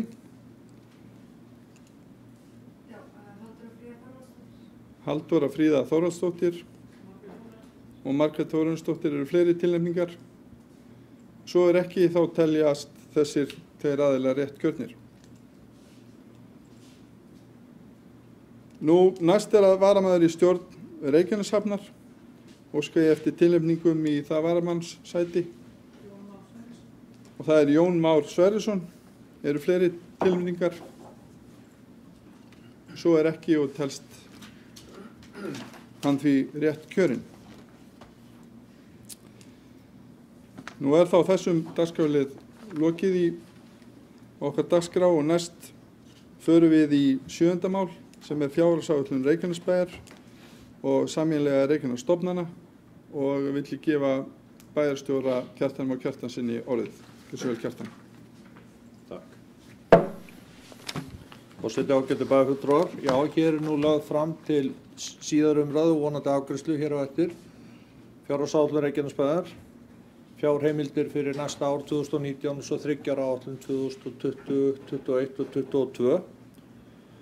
Og mér finnst svona við hæfi að því að þetta er nú fyrsta fjárhagsáætlun þessa kjörtímabils og nýjir bæjarfulltrúar eða hluti bæjarfulltrúa að taka þátt í sinni fyrstu þá afgreiðslu á fjárhagsáætlun og fara aðeins yfir forsendur og sögu málsins. Þannig að, og ég lofa því að gera það ekki jafn ítarlega á næstu árum. En eins og bæjarfulltrúum er kunnugt vonandi að þá voru sett hér í landinu ný sveitarstjórnarlög sem að hafa númerið 138 frá 2011 og það eru 7 ár síðan.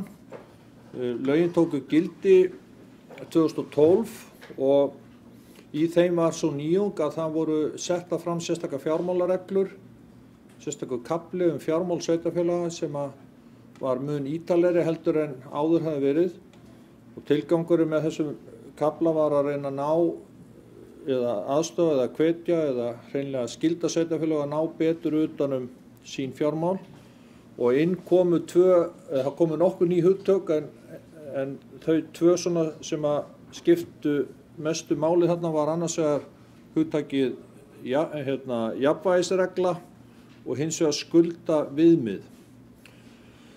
Og skuldaviðmiðið það átti og sveitarfélögum voru gefin 10 ár frá 2012.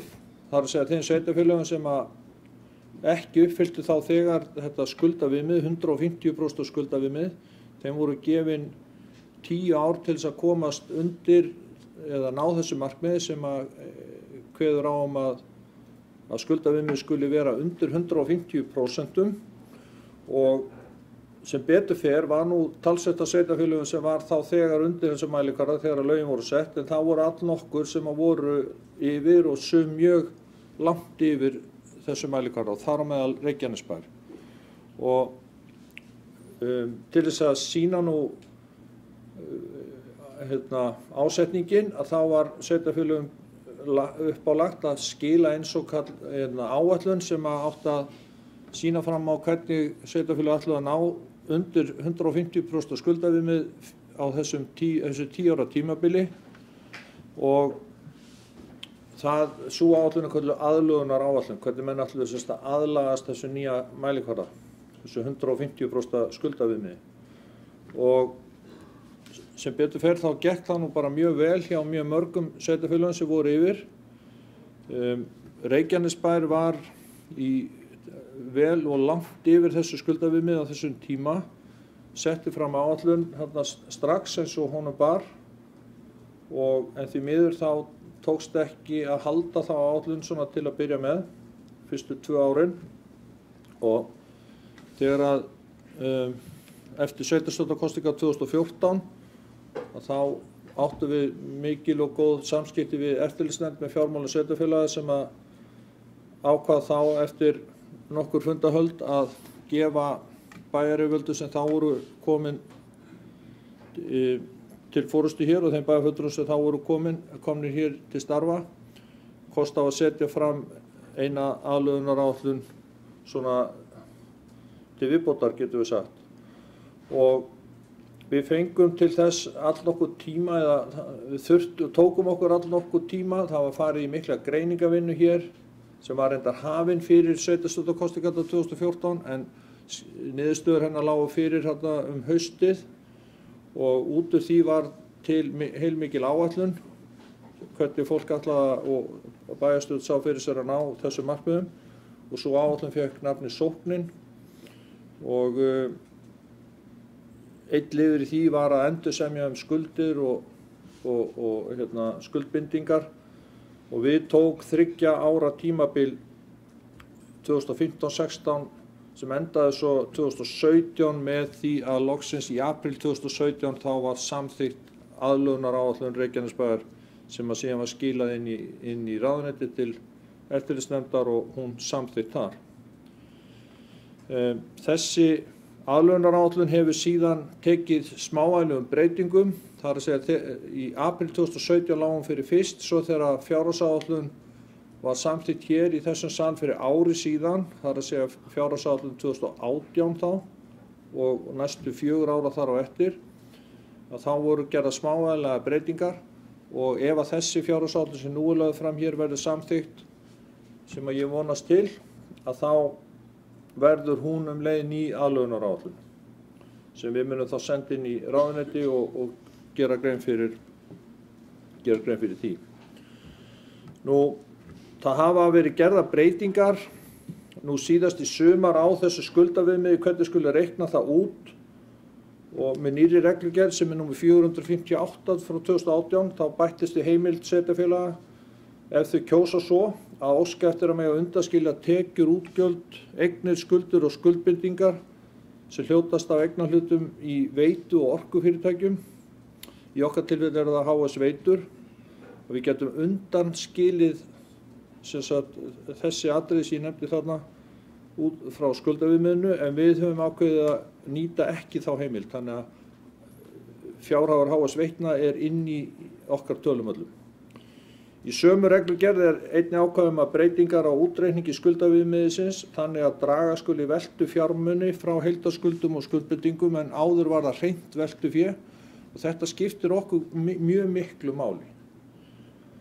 Því að þessar breytingar þar hafa það í för með sér að öllu óbreyttu að Reykjanesbær nær undir þetta lögbundna 150% skuldaviðmið strax á þar næsta ári að öllu óbreyttu.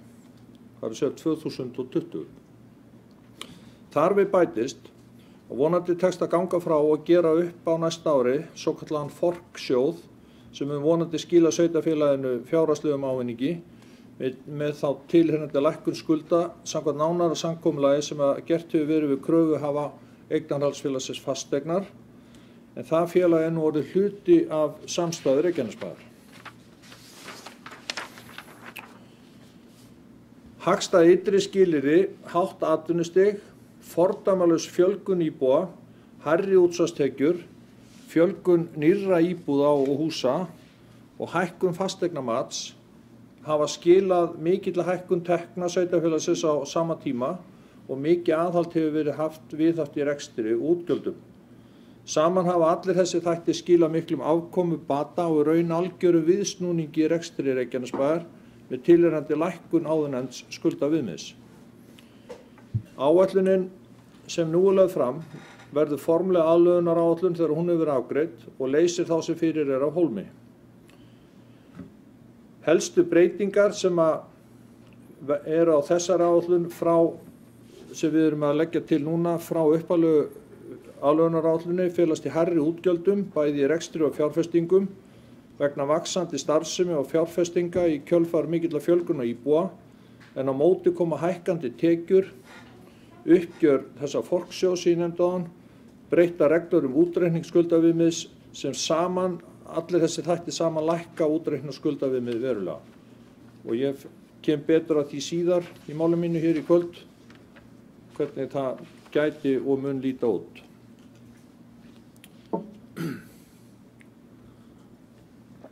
Nú ágætu bæjarfulltrúar, í gögnunum ykkar eru ýmis skjöl og þar á meðal eitt skjal sem heitir Forsendur og markmið, fjárhagsáætlun 2019 til og með 2022. Og með leyfi forseta þá ætla ég að fara bara nokkuð ítarlega yfir þessi gögn. Af því að það kveður á það bara svo að menn haldi ekki að ég sé að gera hér meira úr en ástæða þykir til, en þá segir á einu stað að lög opinber fjármál mæla sérstaklega fyrir hagrænar forsendur í 8. grein, segir þar meðal annars að byggt skuli á traustum forsendum og gögnum, opinberum hagtölum og þjóðhagsspám. Og svo segir, lögð áhersla á að gerð skuli grein fyrir forsendum sem byggt á. Ástæða til að leggja sérstaklega að sveitarfélögum að gera sem besta grein fyrir þeim forsendum sem unnið eftir og á það við hvort tveggja áætlun næsta árs og 3 ára áætlun. Og það út af meðal annars þessu virðulegu forseti sem að ég hef ákveðið að fara bara mjög vel yfir þetta, þannig að það sé þá ekki hægt að segja að við höfum ekki gert grein fyrir forsendunum og þá líka það til fyrir ef einhverjir hafa áhuga að hlusta eða horfa á þetta núna eða síðar, myndbandi eða upptöku. Hefst á lesturinn. Bæjar- og Reykjanesbæjar hefur samþykkt verklag við gerð fjárhagsáætlunar og einn liður í því vinnuferli að taka saman helstu forsendur fjárhagsáætlunar í eitt skjal svo allir, bæði embættismenn og kjörnir fulltrúar, vinni út frá sömu forsendum. Í þessu skjali eru sett fram fjárhagsleg markmið en þjónustumarkmið birtast hins vegar í starfsáætlun hvers sviðs. Einnig hér að finna umfjöllun helstu viðhaldsframkvæmdir sem að vitað að ráðast þurfi í á næstunni. Fyrir vinnu við fjárhagsáætlun samþykkti bæjarráð í sumar að lágmarks framlegð A-hluta yrði 13%. Það er von okkar að þessi samantekt helstu forsenda auðveldi og bæti vinnu við gerð fjárhagsáætlunar Reykjanesbæjar. Nú markmið. Fjármálastjórn Reykjanesbæjar skal ávallt vera í samræmi við lög og reglur sem gilda fjármál sveitarfélaga á hverjum tíma. Markmið Reykjanesbæjar við gerð fjárhagsáætlunar 2019 og 3 ára áætlunar 2020 til og með 2022 byggja annars vegar á fjármálareglum sveitarstjórnarlaga nr. 138 frá 2011 og hins vegar reglum Reykjanesbæjar gerð fjárhagsáætlunar sem eru ansi ítarlegar. Reykjanesbæjar starfar eftir aðlögunaráætlun sveitarfélagsins sem samþykkt var á árinu 2017 í bæjarstjórn og staðfest þá hjá eftirlitsnefnd fjármál sveitarfélaga. Fjárhagsáætlun 2019 og 3 ára áætlun 2020 til 2022 mun leysa upphaflegu aðlögunaráætlunina af hólmi og verða þá gildandi aðlögunaráætlun sveitarfélagsins að lokinni afgreiðslu hennar í desember 2018. Grundvallar hlutverk bæjarsjóðs sem A-hluti Reykjanesbæjar að veita íbúum bæjarins góða og skilvirka þjónustu. Markmiðum þjónustu, það gerð grein fyrir stefnu, markmiðum og áformum varðandi þjónustu bæjarins í starfsáætlunum fagsviða og fyrirtækja í B-hluta samstæðu bæjarins og við gerum ráð fyrir að þessa starfsáætlunum verði endanlega fyrir janúarlok. Því að það liggja nú þegar fyrir dröga starfsáætlunum en svo þurfa sviðin og starfsmenn þeirra að fá endanlega fjárheimildir eftir þennan fund hér í kvöld og þá geta þeir klárað, þá sjá þeir hvaða fjármagn þeir hafa til umræða og geta þá lokið við gerð áætlana. Markmið jafnvægi í rekstri A-hluta og samstöðu A- og B-hluta Reykjanesbæjar. Skylt að haga fjárhagsáætlun þannig að rekstrargjöld séu fjármögnuð með tekjum að rekstri. Í 64. grein laga nr. 138, það alltaf sveitarstjórnarlögin frá 2011, kveðið á að sveitarstjórn skuli sjá til þess að rekstri, fjárfestingum og ráðstöfun eigna og sjóða sé þannig hagað á hverjum tíma að sveitarfélagi muni til framtíðar geta sinnt skyldubundnum verkefnum sínum. Lögin gera þess vegna kröfu að heildarútgjöld til rekstrar vegna samstæðu skuli á hverju 3 ára tímabili, þetta mjög mikilvægt, ekki vera hærri en nemur samanlögum reglulegum tekjum. Þetta það sem kallað jafnvægisreglan. Þannig má segja að tekjuáætlun til næstu 4 ára marki útgjaldaþol A-hluta og samstæðu A- og B-hluta. Þetta markmið felur í sér að bæði A-hluti og samstæða A- og B-hluta þurfa á hverju ári að vera rekin með afgangi. Að yfir hvert 3 ára tímabil séu rekstratekjur A-hluta og samstæða A- og B-hluta hærri en rekstrargjöld. Að bæjarsjóður Reykjanesbæjar og samstæða bæjarins verði rekin með tekjuafgangi út tímabilið. Og markmiðum jafnvægi í rekstri tengist eftirfarandi þáttum. Tekjum, þar að segja útsvari fasteignagjöldum og þjónustugjöldum, íbúafjölda og þróun íbúafjölda, launakostnaður, annar rekstrakostnaður og svo að rekstrarniðurstaða skili afgangi til greiðslu skulda og skuldbindinga. Það líka mjög mikilvægt. Markmiðum hámark skulda og skuldbindinga í A-hluta og samstöðu A- og B-hluta. Rekstri, fjárfestingum og ráðstöfun eigna og sjóða A-hluta skal ráðstafa þannig að bæjarsjóður geti til framtíðar sinnt skylduverkefnum sínum á hverjum tíma. Þetta felur í sig kröfu að heildarskuldir og skuldbindingar nemi að hámarki 150% af reglubundnum tekjum, samanber 64. grein laga nr. 138 frá 2011 og reglugerðar nr. 502 frá 2012 fjárhagsleg viðmið og eftirlit með fjármálum sveitarfélaga og hér eftir vísað í það sem skulda viðmið. Laga ákvæði kallar á markmið hóflega og sjálfbæra skuldsetningu. Með reglugerð frá því sumar nr. 458/2018 var gerð breyting á áðurnefndri reglugerð nr. 502 frá 2012 fjárhagsleg viðmið og eftirlit með fjármálum sveitarfélaga þannig að sveitarstjórnarmenn og heimilt að halda utan við útreikningaskuldaviðmiðinu áhrifum veitu orkufyrirtækja í B-hluta. Einnig var gerð veigamikil breyting á frádráttarliðum skuldaviðmiðsins þannig að nú heimilt að draga veltu fjármuni frá skuldum í stað hreins veltufjár við útreikning. Við framsetningu á skuldaviðmiði í yfirlitum í samantekið A- og B-hlutar eru HS Veitur ehf. Enn með í útreikningum á skuldaviðmiðinu. Hins vegar tekið tillit til breytingarinnar á frádráttarliðunum og það sett fram sem svokallað skuldaviðmið nýtt og ég fer betur yfir það með ykkur síðar. Í fjárhagsáætlun 2019 til og með 2020 áætlað að veltufé frá rekstri bæjarsjóðs á árinu 2019 verði 1686 milljónir króna í A-hluta og farið svo hækkandi til ársins 2022. Grunnfjárfestingar í stofnframkvæmdum verði lágmarkaðar við 450 milljónir króna. Vegna íbúafjölgunar gert ráð fyrir byggingu fyrsta áfanga nýs skóla, Stapaskóla, sem ekki hægt að fresta.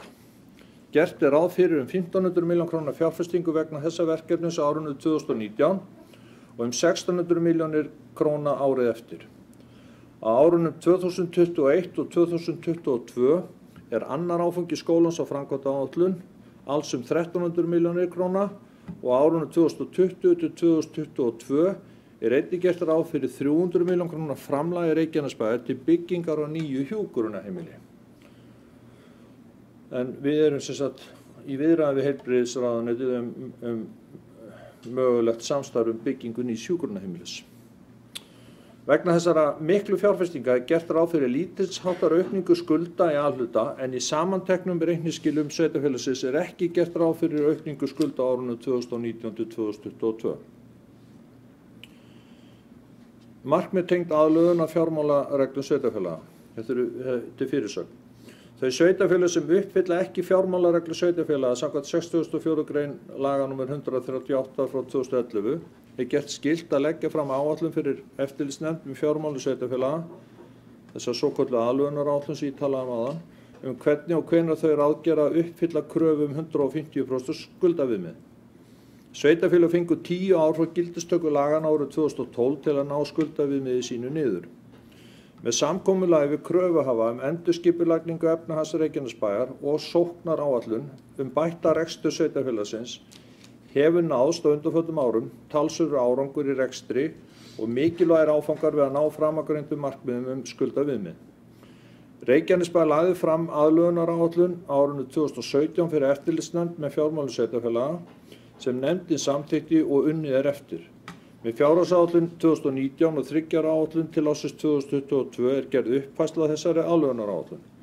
Áfram gert ráð fyrir að eitt af meginmarkmiðum aðlögunaráætlunar náist, en það að komast undir 150% skuldaviðmið eins og það var sett fram í upphaflegri aðlögunaráætlun. Markmið tengt greiðsluhæfi A-hluta segir: Greiðslubyrði vegna skulda og skuldbindinga A-hlutans, það að segja bæjarsjóðs, vel viðráðanleg á næstu árum. Greiðslubyrðin vel viðráðanleg á næstu árum. Reykjanesbær lauk við á árinu 2018 að endurskipuleggja efnahag Reykjaneshafnar og tók á sig skuldir og skuldbindingar hafnarinnar með endur fjármögnun. Með auknum útsvarstekjum og bættum rekstri bæjarsjóðs hefur framlegð aukist og mun aukast áfram á næstu 4 árum samkvæmt áætluninni. Greiðsluhæfi bæjarsjóðs því ágætt á framangreindu tímabili. Og svo markmið varðandi fjárhagslegt gagnsæi. Ítarlega fjárhagslegar upplýsingar A-hluta skulu vera aðgengilegar fyrir almenning. Þar átt við að á vef bæjarins verði hægt að nálgast fjárhagsupplýsingar varðandi rekstur bæjarfélagsins, það að segja fjárhagsáætlun, mánaðarleg rekstraryfirlit, árshlutauppgjör, ársreikninga og viðauka við fjárhagsáætlun. Og þá það framsetning áætlunar og rekstur málaflokka. Frumvarp að fjárhagsáætlun Reykjanesbæjar samanstendur af rekstrar- og efnahagsreikningi fyrir A-hluta og samstæðureikninga og B-hluta. A-hluti, öðru nafni bæjarsjóður, samanstendur af aðalsjóði, eignasjóði og umhverfismiðstöð sem sinna starfsemi sem að hluta að öllu leyti fjármögnun með skatttekjum. Til B-hluta teljast stofnanir sveitarfélagsins og fyrirtæki sem eru í meiri hluta eigu sveitarfélagsins og eru reknar sem fjárhagslega sjálfstæðar einingar. Þau fyrirtæki og stofnanir sem falla undir B-hluta eru Fráveita Reykjanesbæjar, Reykjaneshöfn, HS Veitur, Eignarhaldsfélagið Fasteign ehf, Tjarnargata 12 ehf, Hljómahöll Veitingar ehf og Fasteignir sem hýsir hjúkrunarheimilið Neshöllum og Íslendingur sem daglegu tali nefnt Víkingaheimar. Fasteignir Reykjanesbæjar fóru út úr samstæðinu undir lok árs 2017 við sölu á félaginu til almennra íbúða HSS, stendur fyrir húsnæði sjálfseignarstofnun, HSS skammstöðunni. Nú rekstur málaflokka, markmiðið með verklagi við fjárhagsáætlunargerð að bæta meðferð fjármuna bæjarins og lágmarka frávik frá fjárhagsáætlun. Fjárhagsáætlun Reykjanesbæjar rammaáætlun, þar sem málaflokkum og stofnunum eru veittar heildar fjárveitingar. Gengið út frá því að stjórnendur sviða og stofnana hafi bestu forsendur til að vinna frekar úr þeim verkefnum sem ákveðið að framfylgja og leita hagkvæmustu leiða til að framkvæma. Mikilvægt að ákvarðanir taka sig eins nálægt notendur þjónustunnar og við verður komið. Þannig verður ábyrgð skýrari og ákveðið athafnafrelsi myndast í rekstri málaflokka.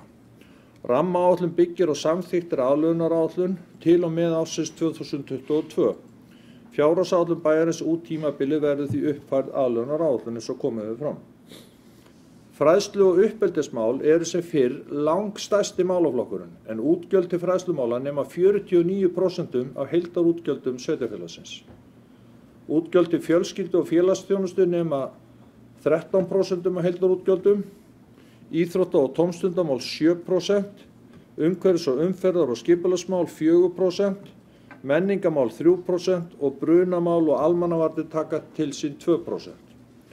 Sameiginlegur kostnaður nemi 7% af heildarútgjöldum, en undir þennan málaflokk falla nefndir og ráð, rekstur ráðhússins, tölvu- og upplýsingamál fyrir alla stofnanir. Inn í þessu málaflokki einnig utanumhald framlög til sambands sveitarfélaga á Suðurnesjum. Útgjöld umhverfismiðstöðvar nema 2% og eignasjóðs 6%. Lífeyrisskuldbindingar nema 4%. Forsendur fjárhagsáætlunar fyrir árin 2019 og til og með 2022 eru eins og undanfarin ár að mestu leyti byggðar á þjóðhagsspá Hagstofu Íslands sem birtist í júní 2018. Auk þess tók Samband íslenskra sveitarfélaga saman minnisblað í júní 2018 forsendur og áherslur við gerð fjárhagsáætlunar sveitarfélaga árið 2019. Og við erum með hér nokkra kafla úr þessu minnisblaði og ég ætla að fara yfir þá líka. Fyrst þjóðhagsspá Hagstofu. Lög opinber fjármál mæla sérstaklega fyrir hagrænar forsendur í 8. grein. Segir þar meðal annars að byggt skuli á traustum forsendum og gögnum, opinberum hagtölum og þjóðhagsspám. Lögð áhersla á að gerð skuli grein fyrir forsendum sem byggt á.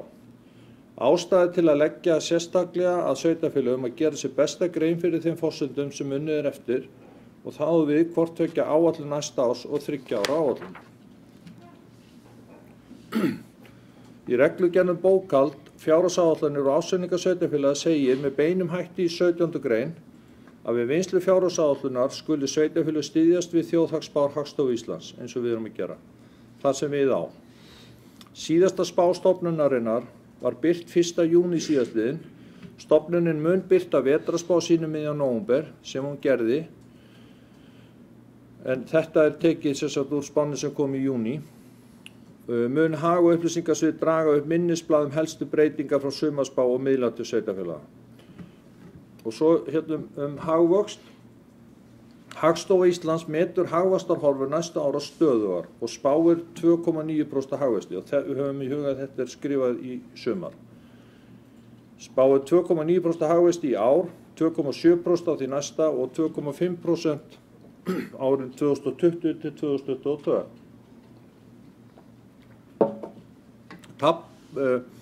Svo eru töflur, ég ætla nú ekki að fara að lesa þær. En í einni þeirra vænst að fjárfestingar í íbúðarhúsnæði aukist á næstu árum sem og opinberum fjárfestingum. Hins vegar spáir Hagstofa hægi á vexti fjárfestinga atvinnuvegana eftir mikinn vöxt nokkur undanfarin ár. Þá aðeins ferðaþjónustuna. Ferðaþjónustan hefur skipt þjóðarbúið sköpum undanfarin ár og ekki síst okkur hér á Suðurnesjum. Spá Hagstofu byggir á áframhaldandi vexti ferðaþjónustu þótt þeirri forsendu sé ekki gefið tölulegt gildi. Spá Landsbankans byggð meðal annars á forsendu 2% fjölgun ferðamanna í ár og næstu 2 árin sem gefur 4,1% hagvöxt í ár. Í spá bankans kemur einnig fram að ef fjölgun verður meiri, til dæmis 6%, spáð 4,7% hagvexti. En við fækkunum 4% þá lækkar hagvaxtarspá niður í 3,4%. Sýnir þetta vel hversu búskapur þjóðarinnar á mikið undir ferðaþjónustu nú stundir. Ég veit að ég þarf ekki að ítreka eða fara vel yfir það hér. Það skiptir okkur miklu máli líka. Vísitala neysluverðs byggir á könnun og útgjöldum heimila og tekur þannig til vöru og þjónustu sem heimilin kaupa. Þar með talið húsnæði. Verðbólga hefur verið lág undanfarin ár. Lítil verðbólga í viðskiptalöndum og hækkun gengis krónunnar hafa vegið upp innlendan verðbólguþrýsting á undanförnum árum. Og aftur ítreka þetta skrifað í sumar. Hagstofan gerir ráð fyrir að verðbólga vaxi lítillega næstu 2 árin, verði 2,7% í ár og 2,9% 2019 og 2,5% síðustu ár spátímabilsins sem til 2022. Flestir spáaðilar eru á svipuðu róli í mati á verðbólguhorfum en Arion banki nokkuð svartsýnni og spái meiri verðbólgu en hinir árið 2019 og 2020. Gallup kannar fyrir Seðlabanka hvað heimili og forsvarsmenn stærstu fyrirtæki halda að verðbólga verði á næstunni. Í vorkönnun kom fram að heimili og fyrirtæki reikna með eftir 1 ár yrði verðbólga meiri en Hagstofa spáir eða 3%. Hækkun vísitölu neysluverðs má nota sem vísbending almenna verðbreytingar, til dæmis margvíslegra rekstrarvöru. Hagstofa gerir ráð fyrir að heimsmarkaðsverð á olíu muni enn hækka á þessu ári eða 25% en lækka á því næsta og haldast óbreytt út spátímabilið. Undanfarin ár hefur húsnæðiskostnaður verið afgerandi þáttur í hækkun vísitölunar. Hagstofan birti reglulega vísitölu neysluverðs án húsnæðis og samkvæmt þeim mælikvarða hefur verðbólga verið neikvæð allt frá miðju árið 2016. Hagstofan spáir þó aðeins fyrir vísitöluna í heild. Húsnæðisverði er hvorki spáð á Hagstofunni í Seðlabanka, en það gera viðskiptabankarnir þrír.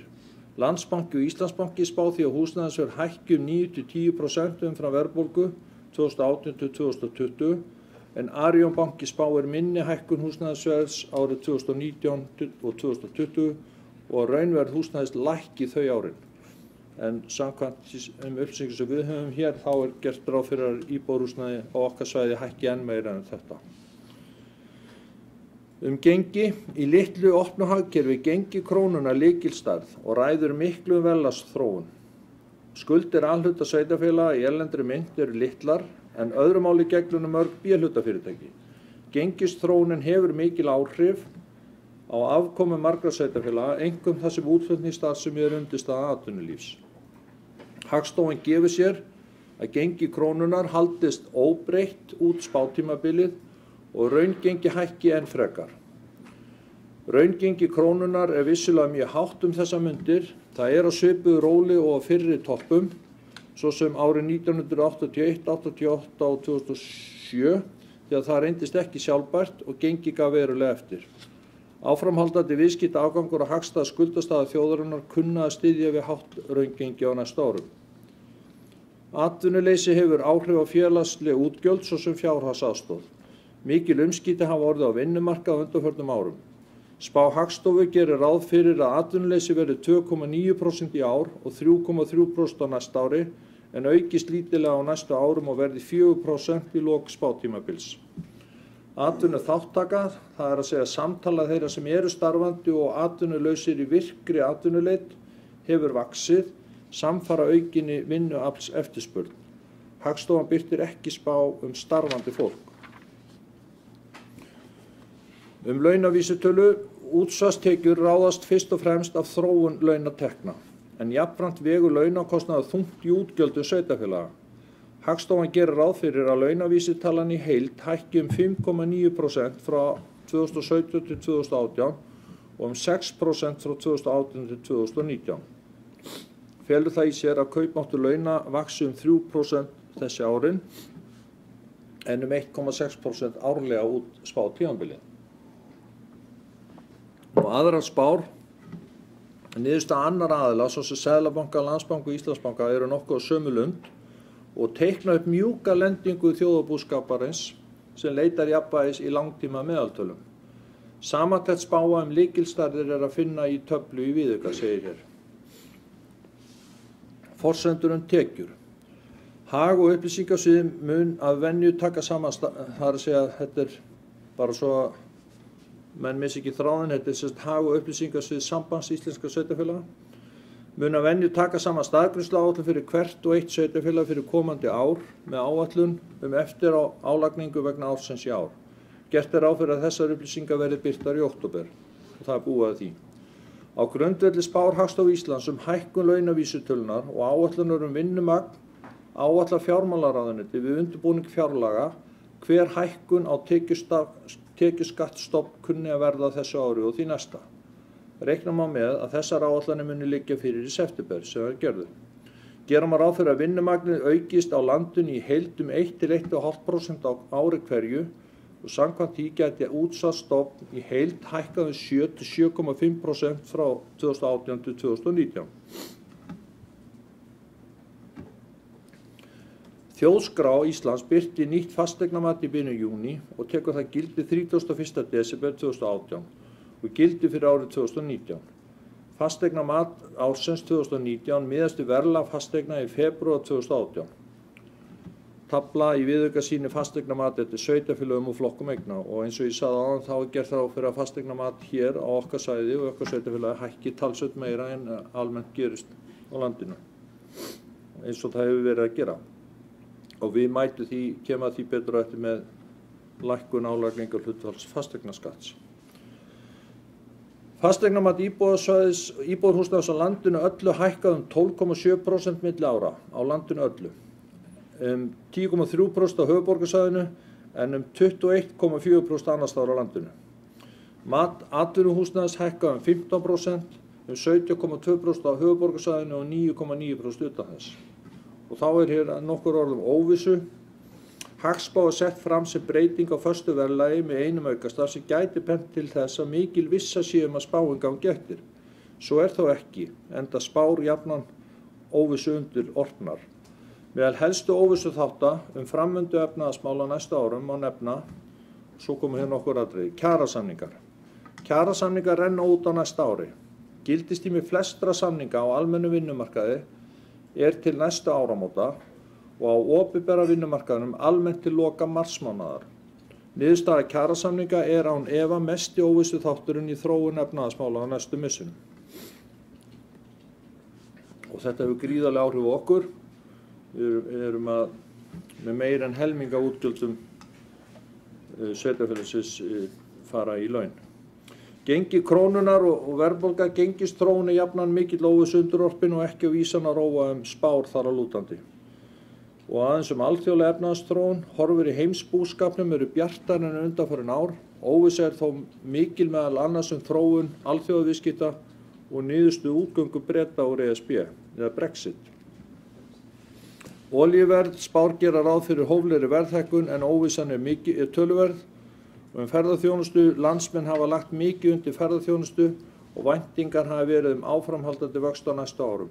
Ýmsar blikur á lofti í þessum efnum, ekki síst vegna verðþróunar innanlands og hás gengis krónunar, sem hefur þó verið að lækka. Sjávarútvegur sem fyrir óvissa afla, einkum varðar uppsjávarfiska. Aðeins kjaramál. Kjarasamningar á opinbera vinnumarkaðnum renna út í lok marsmánaðar 2019 en á almenna vinnumarkaðnum til ársloka 2018. Samningur við félag grunnskólakennara sem undirritað var 25. maí síðastliðinn gildir þó til júníloka 2019. Engar samningsbundnar hækkanir eru á næsta ári. Í þeim samningu sveitarfélagis sem renna út í marslok kveðið á eingreiðslur í febrúar næstkomandi. Svo hér kafli aftur fjármálareglurnar. Tvær fjármálareglur voru lögfestar í sveitarstjórnarlögum nr. 138 frá 2011. Þær eru jafnvægisregla og skuldaregla. Eftirlitsnefnd sveitarfélaga hefur eftirlit með að sveitarfélögin fara eftir þeim. Fjármálareglurnar eru jafnvægisreglan, samanlögð heildarútgjöld A og B-hluta til rekstrarins á hverju 3 ára tímabili ekki hærri en sem nemur samanlögðum reglulegum tekjum og skuldareglan. Heildarskuldir og skuldbindingar A og B-hluta séu ekki hærri en nemur 150% reglulegum tekjum.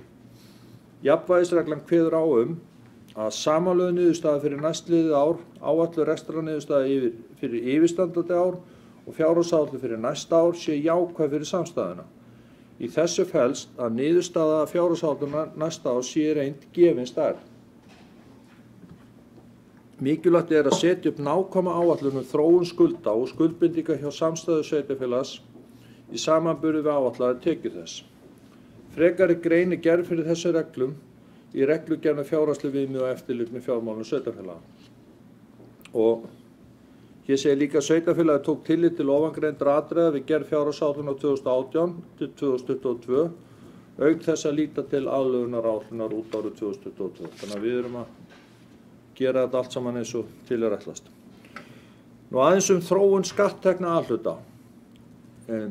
Skatttekjur hafa aukist milli ára. Útsvarsprósentan var hækkuð á árinu 2015 úr 14,52% í 15,05% en var lækkuð aftur í 14,52% á árinu 2018 samkvæmt samþykktri aðlögunaráætlun. Í meðfylgjandi frumvarpi á fjárhagsáætlun 2019 gert ráð fyrir að útsvarsprósentan haldist óbreytt frá fyrra ári, það 14,52%. Gert ráð fyrir að álagningarhlutfall fasteignaskatts á húsnæði í A-flokki lækki úr 0,46% niður í 0,36%. Fasteignamat íbúðarhúsnæðis í Reykjanesbæ hefur hækkað 36% á milli áranna 2017 og 2018. Þessi breyting hefur þau áhrif að álagning fasteignaskatta innan ramma upphæðlegu aðlögunaráætlunar í krónutölu, þar að segja 1750 milljónir, þrátt fyrir lækkun á fasteignaskatt hlutfallinu úr 0,46% í 0,36% á íbúðarhúsnæði. Íbúafjölgun. Íbúum Reykjanesbæjar hefur fjölgað mikið undanförnum árum en gert er ráð fyrir mun hægari vexti á næstu árum. Í frumvarpi af fjárhagsáætlun 2019 er gert ráð fyrir að íbúar verði 18.900 í lok árs 2018 og að íbúafjölgun verði 3% á næsta ári 2019 en 2,5% næsta ár þar á eftir, það sé 2020, 2021 og 2022, að þeim fjölgi árið 2,5%. Þann 1. desember síðastliðinn, sem var á laugardaginn, voru íbúar bæjarins samtals 18.877 og Akureyringar eru 27 fleiri. Þetta ég sá að forseti ætlaði að fara að spyrja um það. Nú aðeins þróun launakostnaðar. Í forsendum af fjárhagsáætlun er gert ráð fyrir 1% í launaskrið meðal annars vegna starfsaldurs. Settar voru inn kjarasamningshækkanir samkvæmt gildandi kjarasamningum. Einnig var tekið tillit til aukningar stöðugilda sem einhver skýrist af aukinu þörf og þjónustu vegna íbúafjölgunar. Og laun og launatengd gjöld, útgönguspá eða útkomuspá fyrir yfirstandandi ári er að sá liður verði í 6,6 milljörðum rúmum en á næsta ári gert ráð fyrir 7,2 milljörðum í laun og lífeyrisskuldbindingar hækki aðeins. Það er að segja nýjar lífeyrisskuldbindingar hækki úr 500 í 580 milljónir. Fjöldi stöðugilda fari úr 807 á þessu ári í 831 og starfsmannafjöldi fari úr 947 starfsmönnum í 1041. En það náttúrulega eru mjög margir í hlutastörfum hjá okkur. Samkvæmt minnisblaði Sambands íslenskra sveitarfélaga eru fjölmargir kjarasamningar lausir á næsta ári og því ekkert í hendum launahækkanir. Við gerð frumvarps að fjárhagsáætlun Reykjanesbæjar 2019 var farið að tillögum sambandsins og launahækkanir áætlaðar í samræmi við áætlaða hækkun launavísitölu. Annar rekstrarkostnaður í A-hluta þróast þannig að vöru- og þjónustukaup fara úr á þessu ári 3,7 milljörðum í 4,3 á næsta ári. Styrkir ýmiss konar fara úr 1.596 milljónum og lækka fara í 1.406 milljónir. Afskriftir fara úr 525 milljónum í 575 afskriftir fastafjármuna. Þannig að samtals verða ekstra gjöld sem í ár útlit fyrir að verði 5,8 milljórar verði 6,3 á næsta ári. Og aðeins fjárfestingar og stofnframkvæmdir. Áætlað er að 450 milljónir króna fari í framkvæmdir á ári samkvæmt aðlögunaráætlun 2017 og til og með 2022 og hafa sviðsstjórar komið sér saman áherslur næsta árs og kynnt í ráðum. Huga þarf að almennur rekstri og viðhaldi á eignum bæjarins í framtíðinni. Lágmarks viðhald til lengri tíma, eða of lítið viðhald til lengri tíma skulum við segja, getur haft áhrif á verðgildi eigna og þar með eignastöðu Reykjanesbæjar. Og þeir liðir sem við erum að horfa til á næsta ári eru að við ætlum að stækka grunnskólann við Dalsbraut sem heitir Akurskóli við Dalsbraut eina stofu. Bráðabirgðahúsnæði þar til að nýji skólinn verður tekinn í gagnið. Það er gert ráð fyrir að bæta við 2 lausum kennslustofum við Myllubakkaskóla, þá að fara í breytingar á Holtaskóla, meðal annars að setja upp lyftu þar sem ekki er í húsinu, þannig að vera að bæta aðgengi fatlaðra og það er 55 milljónir. Stækkun á Öspinni í Njarðvík er áætlað 105 milljónir. Undirbúa stækkun að Hjallatúni leikskólanum 20 milljónir. Gatnagerð í tengslum við fráveitu samtals 108 milljónir og svo hönnunarverkefni ýmis 10 milljónir, ófyrirséð eru 32 milljónir, samtals er þetta án Stapaskóla 450 milljónir króna. Þá, það fer að síga á seinni hlutan á þessu, nokkur orðum Reykjaneshöfn. Fjárhagsleg endurskipulagning og endurfjármögnun skulda Reykjaneshafnar er lokið. Reykjanesbær greiddi upp í lok árs 2017 og fyrsta árshluta 2018 allar langtímaskuldir hafnarinnar aðrar en skuldir lánasjóðs sveitarfélaga. Hér vorum að ræða skuldabréfaflokka RNH 16 og RNH 27, auk skulda hafnarinnar við Landsbanka og Íslandsbanka. Í ágúst 2018 var gengið frá samkomulagi milli Reykjaneshafnar og Reykjanesbæjar þar sem skuldir hafnarinnar við bæjarsjóð að fjárhæð alls 7.893.000.000 króna voru gerðar upp með afhendingu lands í Helguvík að verðmæti 4.600.000.000 og nýju skuldabréfi til 40 ára að fjárhæð 3.293.000.000 króna. Skuldabréfi ber fasta 3,5% árlega vexti á lánstímanum og verðtryggt með vísitölu neysluvöruverðs. Eignarhlutur aðeins HS Veitur. Eignarhlutur Reykjanesbæjar í HS Veitum 50,1%, það er að segja meirihluti, og því tekið hér með sem B-hluta fyrirtæki. Áætlað að fjárfestingar félagsins verði allnokkrar á næstu árum en félagið ræður vel við greiðslubyrði sína með rekstri. Einnig vakin athygli á því að í umfjöllun hér að framan skuldaviðmið eru rekstur og staða HS Veitna einnig tekin með. Eins og fyrr hefur verið nefnt nú samkvæmt ákvæði reglugerðar nr. 458 frá 2018 fjárhagsleg viðmið og eftirlit með fjármálum sveitarfélaga. Sveitarfélaginu nú heimilt að undanskilja HS Veitur úr skuldaviðmiði. Það er ekki gert, ég ítreka að það er ekki gert í þeim yfirlitum sem lögð eru fram hér, en ljóst að sú aðgerð hefur veruleg áhrif til lækkunar og skuldaviðmiði. Fráveita Reykjanesbæjar. Í framkvæmda áætlun Fráveita Reykjanesbæjar árið 2019 gert ráð fyrir nauðsynlegum framkvæmdum að fjárhæð 267 milljónir. En á árunum 2020 og 2021 gert ráð fyrir aukningu í fjárfestingu fráveitunar, einkum vegna nýrrar skolphreinsinstöðvar í Keflavík. Á þessum árum gert ráð fyrir að framkvæmdir verði að fjárhæð 1.100 milljónir króna. Gerðar hafa verið ástandskannanir á lögnum bæjarins og ljóst að margar hverjar þurfa talsvert viðhald og endurnýjun. Ásbrú komin inn sem hluti af fráveitukerfi bæjarins og það töluverð aukning á lögnum. Lagt hefur verið í sjóð til framkvæmda á næstu árum til að mæta brýnni þörf á framkvæmdum. Nú aðrar B-hlutastofnanir. Aðrar B-hlutastofnanir eru eignarhaldsfélagið Fasteign ehf., Íslendingur ehf., Hjúkrunarheimili Nesvellir, Framkvæmdasjóður aldraðra, Hljómahöll Veitingar og Tjarnargata 12 og ég ætla að vekja athygli bæjarfulltrúa á því að í gögnunum ykkar sundurliðun á B-hluta, þið eru með það líka allt saman. Ítarlegar upplýsingar fjárhagsáætlun hverrar B-hlutastofnunar, ég ætla ekki að fara yfir þær hér. Ekki í þessari fjárhagsáætlun gert ráð fyrir verulegum breytingum á rekstri eða stöðu eignarhaldsfélagsins Fasteignar ehf. Heldur stuðst við samninga við kröfuhafa. Íslendingur ehf. Samstæða Íslendings og útlendings sem við köllum í daglegu tali Víkingaheima. En í júní 2015 var gengið frá leigusamningi vegna starfsemi í húsnæði útlendings með kaupréttarákvæði eftir 5 ár.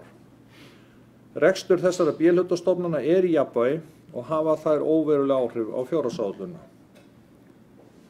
Og þá að lokum hér nokkur orð ytri fjárhagslegar áhættur. Dæmi þær eru verðbólguáhætta, það er að segja verðbólgu og vextir, vinnumarkaðsáhætta, til dæmis verkföll og atvinnuleysi, skuldabréfaáhætta, það er að segja mótaðaláhætta, lausafjáráhætta, til dæmis til fjármagn til greiðslu reikninga áborgarna lána, áhættu vegna fjárhagslegra samskipta við ríkið, við eigum undir í nokkur málaflokkum, mikið undir í samstarfi við ríkið, svo sem málefni fatlara og hækkun og lækkun tryggingagjalds eftir ákvarðanir ríkisins, og aðrir óvissuþættir svo sem útsvarstekjur, fasteignagjöld, fjárhagsaðstoð og fleira. Nú ef við förum svo aðeins yfir forsendur langtíma spár, þá gert ráð fyrir að íbúafjölgun verði 3% á næsta ári og svo 2,5% á næstu 3 árum eftir það, 20, 21 og 22. Að atvinnuleysi verði óbreytt, að aldurssamsetning íbúa verði óbreytt og útsvarshlutfall sem nú 14,52% verði óbreytt, að fasteignaskattur sem nú 0,46 verði 0,36 og það haldi svo óbreytt á íbúðarhúsnæði, en á opinberar byggingar verði 1,32% og á atvinnuhúsnæði 1,65%. Uppbygging fasteigna, að það haldi áfram sjá. Já, og svo hérna launavísitala samkvæmt þjóðhagsspá og hún hækki 5,9% 2019, 4,6% 2020, 4,3% 2021 og 4,2% 2022. Framlög og jöfnunarsjóði verði óbreytt frá fyrra ári, auk hækku vísitölu og þetta verði bara eins út tímabilið. Og svo að neysluvísitala samkvæmt þjóðhagsspá hækki 2,9% á næsta ári, síðan 2,7, 2,6 og 2,5 árið 2022. Nú aðrar tekjur og óreglulegi liðir, það rétt að fara aðeins yfir það. Það ekki gert ráð fyrir neinum tekjum frá því sem hér heitir US sem að stendur fyrir United Silicon en heitir núna Stakksberg á tímabilinu. Það hins vegar gert ráð fyrir tekjum vegna Thorsil, smávægilega tekjur vegna rekstrar 3 milljónir á næsta ári, 15 milljónir 2020, 170 milljónir 2021 og 170 milljónir 2022 en síðan komi frá sama fyrirtæki 970 milljónir á næsta ári í eingreiðslu vegna lóðakaupa og framkvæmda sem að við þurfum þá að ráðast í upp á 562 milljónir þannig að nettó skilji þetta verkefni á næsta ári 408 milljónum. Gjaldskrár, ég fer betur yfir þá eftir og vísitölu neysluverðs í búnafjallum. Laun og launatengt gjöld og þau verði áfram í samræmi við gildandi kjarasamninga. Stöðugildi, að það verði viðbót vegna íbúafjölgunar og nýs grunnskóla árinu 2019.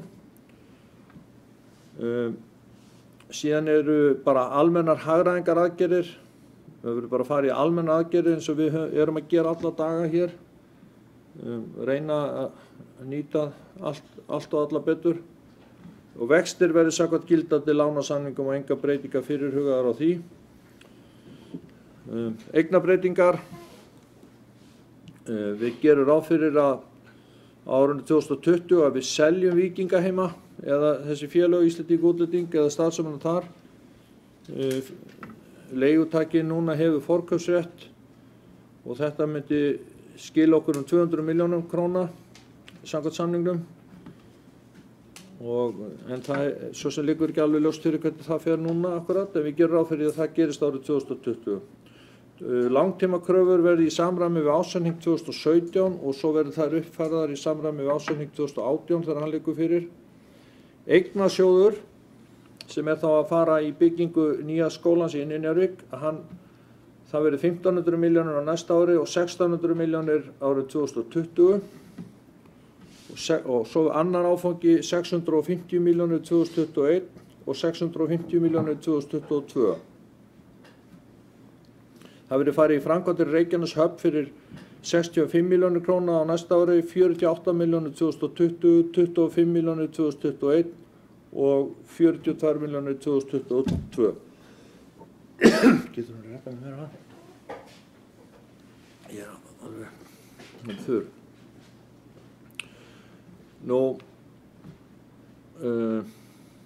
fjárfestingar í fráveitu verði 267 milljónir á næsta ári.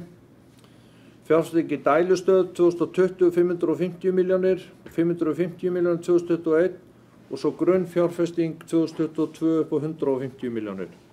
Svo kemur hjúkrunarheimilið, það komið hérna inn sem nýtt frá fyrri umræðu, eða fyrstu, já, hérna þann 17. nóvember síðastliðinn, að við setjum hér inn vegna okkar hluta sem gæti orðið 300 milljónir í nýju hjúkrunarheimili, framlag til undirbúnings og hönnunar 50 milljónir á næsta ári, 2020 fyrir ekki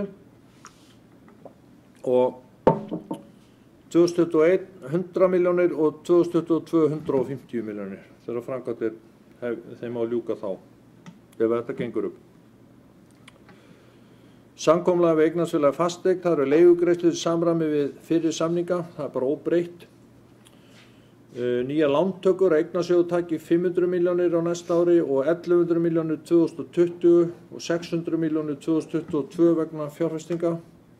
Afborganir langtímaskulda verði í samræmi við gildandi lánasamninga haustið 2018. Leigusamningar aðrir en við eignarfélagi þeir verði samræmi við gildandi lánasamninga og lífeyrisskuldbindingar verði í samræmi við útreikning tryggingastarfsins í árslok 2017. Og annað, það hér yfirleitt yfir áætlaðar arðgreiðslur og þá þessum forsendum, þessari forsendu upptalningu lokið. Ágætu bæjarfulltrúar, ég ekki alveg búinn.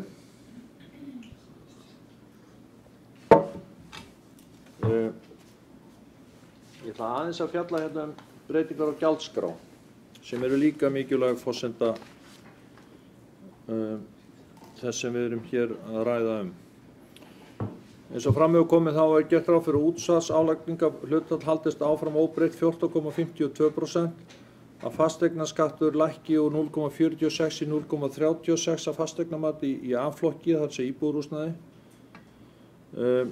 Hann verði 1,32% í B-flokki sem opinbert húsnæði og í C-flokki atvinnuhúsnæði verði hann 1,65%. Holræsagjald verður áfram óbreytt eða 0,15% af fasteignamati og holræsagjald af atvinnuhúsnæði verði óbreytt eða 0,35% af fasteignamati. Sorphirðugjald sem ákveðið af Kölku byggðasamlagi sem við eigum hlut í hækkar úr 16.271 krónu í 16.923 per fasteignanúmer. Sorpeyðingagjald hækkar úr 26.548 í 27.609 per fasteignanúmer á íbúðir. Gjald vegna aukatunnu hækkar úr 16.271 krónu og verður 16.923. Og svo hér ýmis þjónustugjöld sem breytast. Þjónustu fyrst aðeins að því sem snýr að félagsstarfi aldraðra og málefnum aldraðra. Þjónustukort í félagsstarfi aldraðra hækkar úr 2.450 í 2.524 sem gerir rúmlega 3% hækkun. Hækkun á heimsendingakostnaði vegna aksturs á mat fer úr 276 krónum per ferð í 284. En þetta þarf að gera svo að aksturinn standi undir sér. Tómstundagjald í dagdvöl aldraðra hækkar úr 1100 krónum í 1133 og það gerður fyrirvari í gjaldskránu okkar á tekjuviðmiðum í heimaþjónustu og heimilishjálp en upplýsingar liggja ekki enn fyrir hjá Tryggingastofnun og þegar það liggja fyrir sem gæti orðið og verður vonandi fyrir áramót að þá munum við færa það inn í gjaldskrána. En hækkun á tímagjaldi í leikskólum nemur 3% og matagjald á máltíðir hækka einnig 3%. Mánaðagjald, síðdegissetning og tímagjald frístundaheimila hækkun 3% frá árinu 2018. Skólamáltíðir í áskrift hækka 3,38% og fara úr 385 krónum í 398 krónur per máltíð. Hækkanir hjá tónlistarskóla Reykjanesbæjar að jafnaði 6%. Afslættir til systkina óbreyttir. Og akkur að hækkar tónlistarskóli meira, til að útskýra það. Ástæða hækkana að kannað var og borið saman skólagjöld 3 sambærilegra tónlistarskóla, það að segja á Akureyri, í Garðabæ og Hafnarfirði. Skólagjöld þessara skóla mun hærri en skólagjöld tónlistarskóla Reykjanesbæjar og meðaltali hærra sem nemur 14,67% fyrir hljóðfæra nám á grunnstigi, en á því námstigi eru flesti nemendur í tónlistarskóla landsins. Árabil var miðað við að tónlistarskóli Reykjanesbæjar væri ekki lægri í skólagjöldum miðað við sambærilega skóla en sem nemur 7–8% og því ljóst að því hefur ekki alveg verið haldið í því viðmiði. Gjald á menningarkorti, það nú ekki alltaf hækka hjá okkur, gjald á menningarkorti fer úr 3.500 krónum í 3.000 og lækkar 14,29%. Árgjald á bókasafnið hins vegar hækkar úr 1.900 krónum í 1.950 eða 2,7% fyrir 18 ára eldri og fyrir fyrirtæki hækkar árgjald úr 3.300 í 3.400 sem 3,03% hækkun. Tryggingagjald sem utanbæjarmenn, einhverjir að sunnan, Tryggingagjald sem utanbæjarmenn greiða hækkar úr 3.300 í 3.400 sem 3,03% hækkun. Dagsettir á DFD-myndir hækkar úr 420 í 430, internetaðgangur úr 400 krónur á klukkustund í 420 og dagsettir á bókum hækka úr 20 í 21 krónu. dagsektir á nýsisgögnum hækka úr 65 í 67 krónur. Aðgangseyrir í DÚS safnahús lækkar úr 1500 krónum í 1000 krónur eða 33%. Nýju liðir bætast við gjaldskrána varða leiðsögn á opnunartíma og utan opnunartíma. Engar hækkanir eru á útseldri vinnu sérfræðings né á innskönnun gamalla mynda en inn í gjaldskrána koma nýju liðir í gjaldskrá frá byggðasafninu varða afnot og birtingar gamalla ljósmynda. Aðgangseyrir í Rokkssafni lækkar úr 2000 krónum í 1500. Meirihluti gesta í Rokkssafni eru útlendingar, erlendir ferðamenn en Íslendingar eru meirihluti gesta í DÚS safnahúsum. Hækkun á þátttökugjaldi á námskeið hjá listskóla barna hækkar úr 12.000 í 15.000 eða 25%. Þátttökugjald sumarnámskeið í samvinnu við vinnuskóla hækkar úr 5.500 í 5.700 eða sem nemur 3,64%. Leiga á ráðstefnusal í Íþróttakademíu hækkar úr 3.200 í 3.350 eða 4,69% og dagsleiga úr krónu 32.000 í 33.500 sem líka 4,69%. Leiga á aðstöðu í íþróttahúsum hækkar á bilinu 3,32% til 3,6%. Aðgangseyrir á Sundstaði hækkar 12,42%, áskort 5,56%, leiga á Sundfatna og handklæðum 16,67% og bleiugjald fyrir unga börn 10%. Ekki hækkun að ræða á almenningssamgöngum. Í gjaldskrána bætist við nýr liður sem ljósrit og fyrir hvert ljósrit hér niður verða tekna krónur 100. Þetta nýr liður undir annarri þjónustu. Og gjaldskrána verður auglýst eins og við höfum alltaf gert og birt opinberlega í staðarblöðum í byrjun janúar. Og þá að lokum, virðulegur forseti, ætla ég bara rétt að hlaupa yfir fjárhagsáætlunina, þetta var svona formáli að því og ætla þá að byrja hér á blaðsíðu 10 en þar alhluti bæjarsjóðs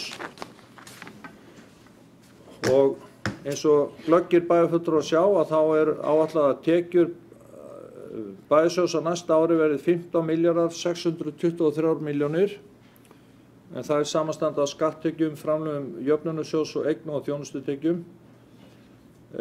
Að útgjöld eða gjöld verði 13,5 milljarðar og teknu tilliti til afskrifta, fjármagnsgjalda, óreglulegra liða og alls þessa að þá verði rekstrarniðurstaða bæjarsjóðs jákvæð 134 milljónir á næsta ári.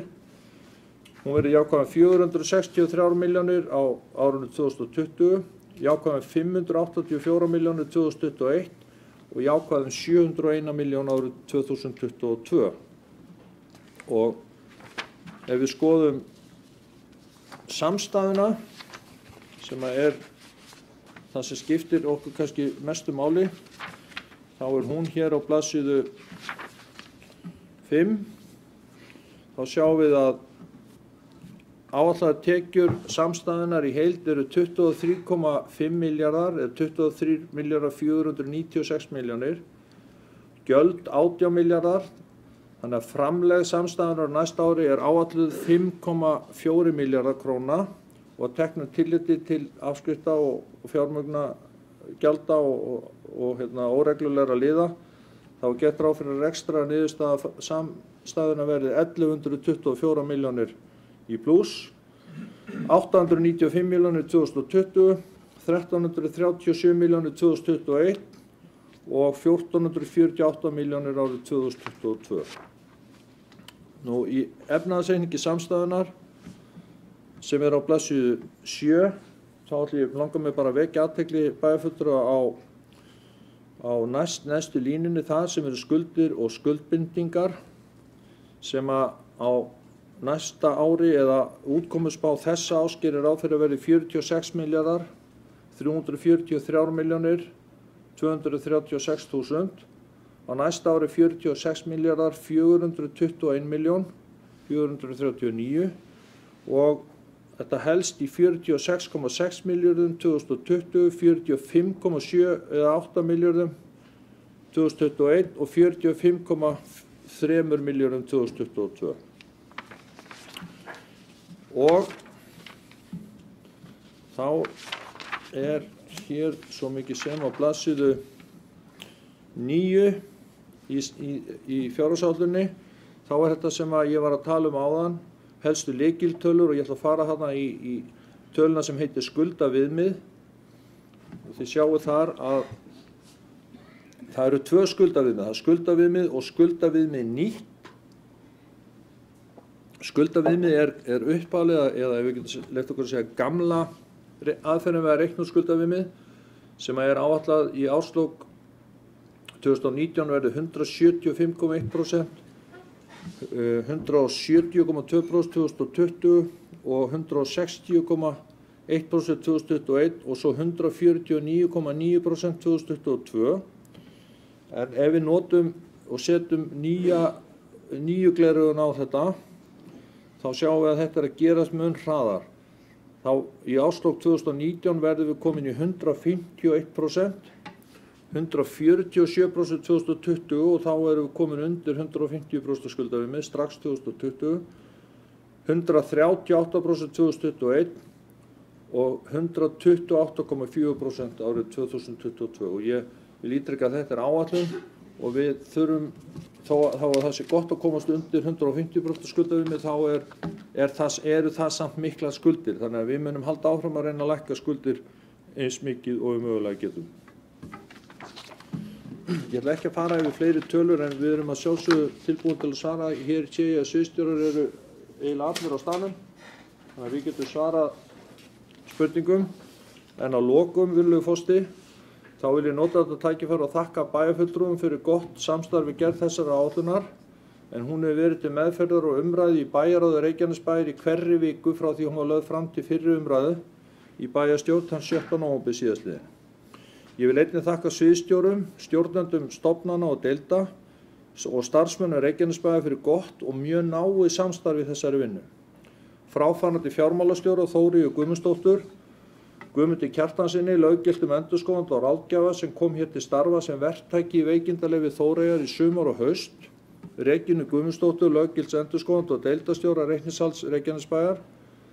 Ég vil þakka starfsmönnum hagdeildar og öðrum starfsmönnum fjármálasviðs sveitarfélagsins.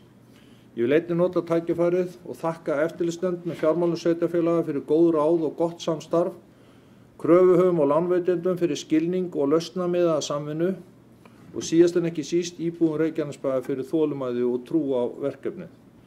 Að endingu vil ég þakka Ásbirni Jónssyni lögmanni og sviðsstjóra stjórnsýslusviðs fyrir veitta aðstoð ásamt lögmönnum og ráðgjöfum frá Logos, lögfræðistofu Suðurnesja og öðrum ráðgjöfum sem að endurskoðun efnahagssamstæðu Reykjanesbæjar hafa komið.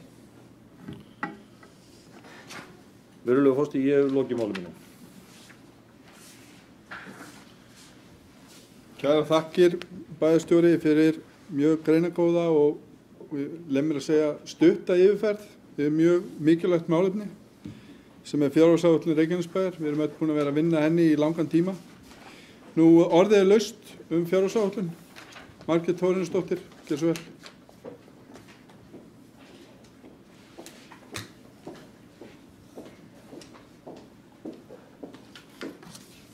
Virðulegur forseti og aðrir viðstaddir, ég legg hér fram breytta breytingatillögu við fjárhagsáætlun vegna skólamáltíða. En tillaga hljóðar svo núna. Fyrir fyrsta barn er greitt fullt gjald og niðurgreiðslan hin sama. Fyrir annað barn er greitt 50% gjaldskrá og niðurfærslan eykst því 50%. Fyrir þriðja barn og fleiri þá er 25% gjaldskrá og niðurgreiðslan eykst því 75%. Þessi tillaga er mjög nauðsynleg vegna þess að það eru fjölskyldur hér í bæjarfélaginu sem þurfa nauðsynlega á þessu að halda.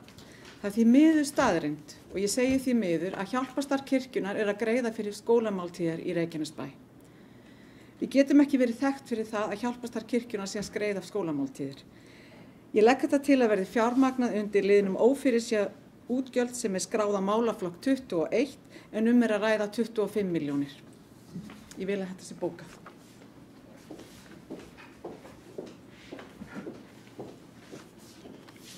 Orðið er laust. Guðbrandur Einarsson, velkomin í pontu.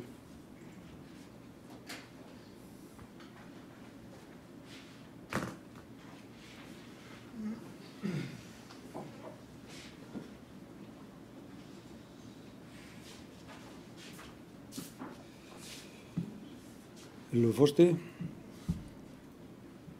Við erum nú komin að leiðarlokum við gerð þessa fjárhagsáætlunar fyrir árið 2019 og 3 ára áætlunar í framhaldi af því. Þessi vinna eins og forseti nefndi hér áðan er búin að taka langa tíma og margir lagt hönd á plóg og mér langar bara til þess að lýsa ánægju minni með það starf sem að búið hefur verið að vinna hérna innan veggja bæjarskrifstofu. Allir lagt sig fram um það að reyna að ná þeim markmiðum sem að sett eru og eru skrifuð í þessa svokölluðu aðlögunaráætlun. Það sem okkur er uppálagt að skila tiltekinni framlegð til þess að við getum greitt skuldir okkar, greitt fyrir þann rekstur sem að greitt afborgunar skuldum okkar og greitt fyrir þann rekstur sem við þurfum að viðhafa hér og ásamt því að ná niður skuldahlutfalli sem að er auðvitað bara stór og mikil áskorun á svæði sem er að vaxa á sama hátt og þetta svæði. Þessi vinna er búin að taka núna 5-6 ár. Það var hafið standa strax á árinu 2013 þegar reyna hérna ná utan um þetta og skilja út af hver staðan var og hvernig hægt væri að mæta þessari erfiðu stöðu sem að þá kom í ljós sem var í raun og veru miklu verri heldur en að nokkur hafði reiknað með. Og ég held að við megum vera þakklátt fyrir þann árangur sem að nást hefur. Og þetta er ekki eins manns verk að ná slíkum árangri. Það hafa margir lagt á sig ómælda vinnu. Fórnfúst starf vil ég segja.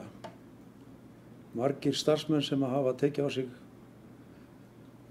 talsverðar byrðar til þess að við næðum að gera það sem að var stefnt. Og mér langar bara til að þakka fyrir það. Bæjarstjóri þakkaði ansi mörgum í sínu tali. En mér langar til að þakka bæjarstjóra. Sérstaklega fyrir hans verkstjórn í þessu. Sem að hefur verið með miklum ágætum. Hann getur verið snúinn á þeirra á köflum en það hefur skilað árangri. Og við erum að sjá þennan árangur birtast okkur í þessum tölum sem að verið að sýna þarna og við vitum og væntum þess að ársreikningur 2018 muni skila niðurstöðu sem að fer fram úr okkar vonum þegar að lagt var af stað við áætlanagerð fyrir árið 2018. Þannig að þetta er alltaf réttri leið. Við getum ekki gert allt sem okkur langar til. Það er margt sem hefur þurft að bíða og margt sem að verður enn að bíða. Við erum hér með margt sem að þarfnast þess að á það sé litið og dæmi um það er það sem að Margrét Þórarinsdóttir bæjarfulltrúi var að nefna hér áðan að hlýna að þeir sem að verst standa í samfélaginu okkar eða eiga hvað erfiðast og við viljum auðvitað öll gera meira en við erum að taka þetta eitt skref í einu og við erum núna, þrátt fyrir að hafa ekki hækkað hvatagreiðslur, verið að auka þær held ég 17 milljónir á milli ára vegna þess að það er að skila eða þær hækkanir sem átt að hafa sér stað er að skila því að fólk eða foreldra barna eru farnir að nýta þær meira heldur en áður var. Og það er auðvitað bara mjög jákvætt. Það segir okkur það að börnin okkar eru að verða virkari í þáttöku í því sem að verið er að bjóða upp á þessu samfélagi. Þannig að við erum að réttri leið eitt skref í einu höldum áfram að gera það sem að hefur gengið vel, látum hitt eiga sig, en ég fyrir hönd meiri hlutans langar að leggja hérna fram stutta bókun sem er svohljóðandi: fjárhagslegum markmiðum náð fyrr en ætlað var. Með fjárhagsáætlun Reykjanesbæjar vegna ársins 2019 og 3 ára áætlun 2020 til 2022 er það staðfest að fjárhagslegum markmiðum sveitarfélagsins verði náð fyrir tilsettan tíma eins og lög gera ráð fyrir. Margt hefur hjálpað til, svo sem mikið aðhald í rekstri og hagstæð ytri skilyrði sem hafa skilað sveitarfélaginu auknum tekjum.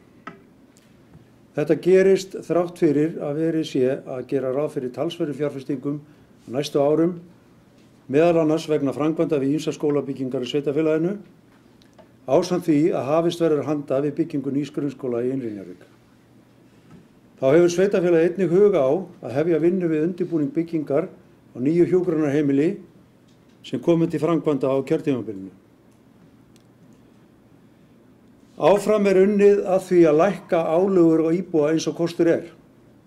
Horfið hefur verið frá hækkuðu útsvari og nú greiða íbúar Reykjanesbæjar sömu prósentu í útsvar og íbúar flestra annarra sveitarfélaga á Íslandi.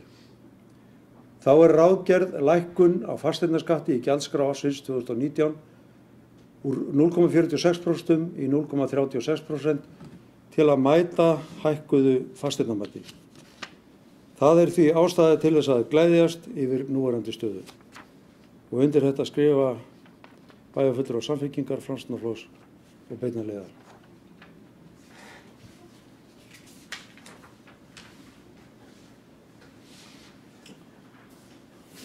Margrét Sandes hefur kalt sér hljóðs. Gjörðu svo vel, Margrét.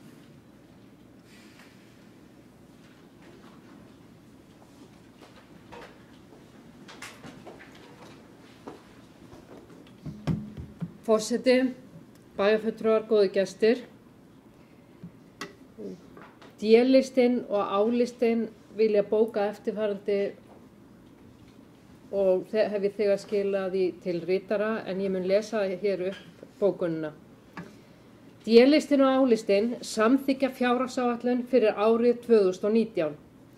Samráð og samstarf á milli meirihluta og minnihluta við vinnslu fjárhagsáætlunar hefur verið til fyrirmyndar. Einnig ber að þakka starfsmönnum Reykjanesbæjar fyrir vel unnin störf við undirbúning áætlunarinnar. Nokkur atriði þó er það sem D-listinn og A-listinn vilja leggja áherslu á. Í fyrsta lagi, fasteignaskattar eru að hækka. Leið og við fögnum prósentulækkun fasteignaskatta á bæjarbúa, þá bendum við á að fasteignamat hefur hækkað gríðarlega á milli ára og dugar prósentulækkunin ekki til að mæta því. D-listinn og A-listinn leggja áherslu á að stefna skuli að því að álögur á einstaklinga og fyrirtæki lækki enn frekar.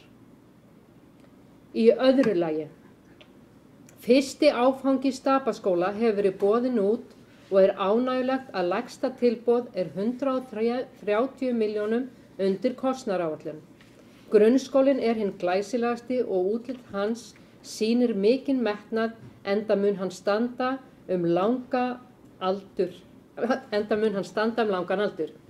D-listinn og A-listinn telja það þó að miða við aðrar sambærilegar skólabyggingar í landinu sé lítið til sparað og verið sé að fara nýjar og óhefðbundnar leiðir í byggingunni sem eru mjög dýrar. Einnig er gert ráð fyrir að skólinn verði félags- og menningarmiðstöð hverfisins án almennilegrar þarfagreiningar. Á meðan ekki er eðlileg uppbygging innviða í sveitarfélaginu vegna fjárhagsaðstæðna þá skýtur það skökku við að farið sé í svo dýra byggingu. Í þriðja lagi, innviðir sem eru utan lögbundinna þjónustu hafa setið á hakanum svo sem aðstæða fyrir íþróttur og tómstundastarf. D-listinn og A-listinn telja mikilvægt að forgangsraða, setja fram tímasetta áætlun, kostnaðargreina og hefja hönnun sem fyrst á ýmsum innviðum á þessu sviði. Það er löngu tímabært. Og í 4. lagi, tekjur af svokölluðu Magma-bréfi eru ekki inni í fjárhagsáætlun. Nú liggur fyrir að Reykjanesbær mun fá að minnstakosti 3 milljarða vegna sölunar, sem í samræmi við málflutning D-listans og A-listans á síðustu árum. Sala mun því hafa mjög jákvæð áhrif á stöður bæjarsjóðs og verða þess valdandi að Reykjanesbær mun á 150% skuldaviðmiði mun fyrr en áætlað var. Undir þetta rita Margrét Sanders, D-listinn, Anna Sigríður Jóhannesdóttir, D-listinn, Ríkharður Ibsen, D-listinn, Gunnar Þórarinsson, A-listinn.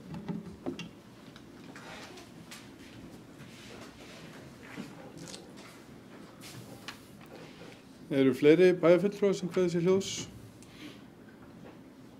Þetta er liðnum fjárhagsáætlun. Svo er ekki. Og þá tek ég breytingatillögu Margrétar Þórarinsdóttur skólamáltíðir, breytingatillögu við fjárhagsáætlun og ber hana upp til samþykktar eða sinnar. Þeir sem geta samþykkt tillöguna vinsamlegast gefið merki. Þeir sem eru á móti. Og hún er felld með 6 atkvæðum, 1 á móti og 4 sitja hjá. 6 á móti. 6 á móti, 1 sem samþykkir. og 4 greiða ekki atkvæði.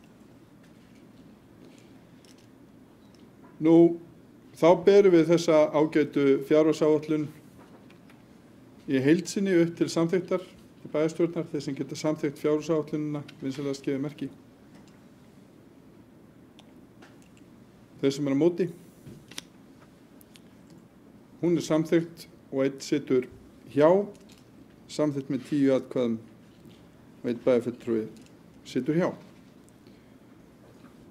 Nú, þá er dagskrá bæjarstjórnarfundarins tæmd og gerir forseti hlé á fundi meðan gengið er frá fundargerð.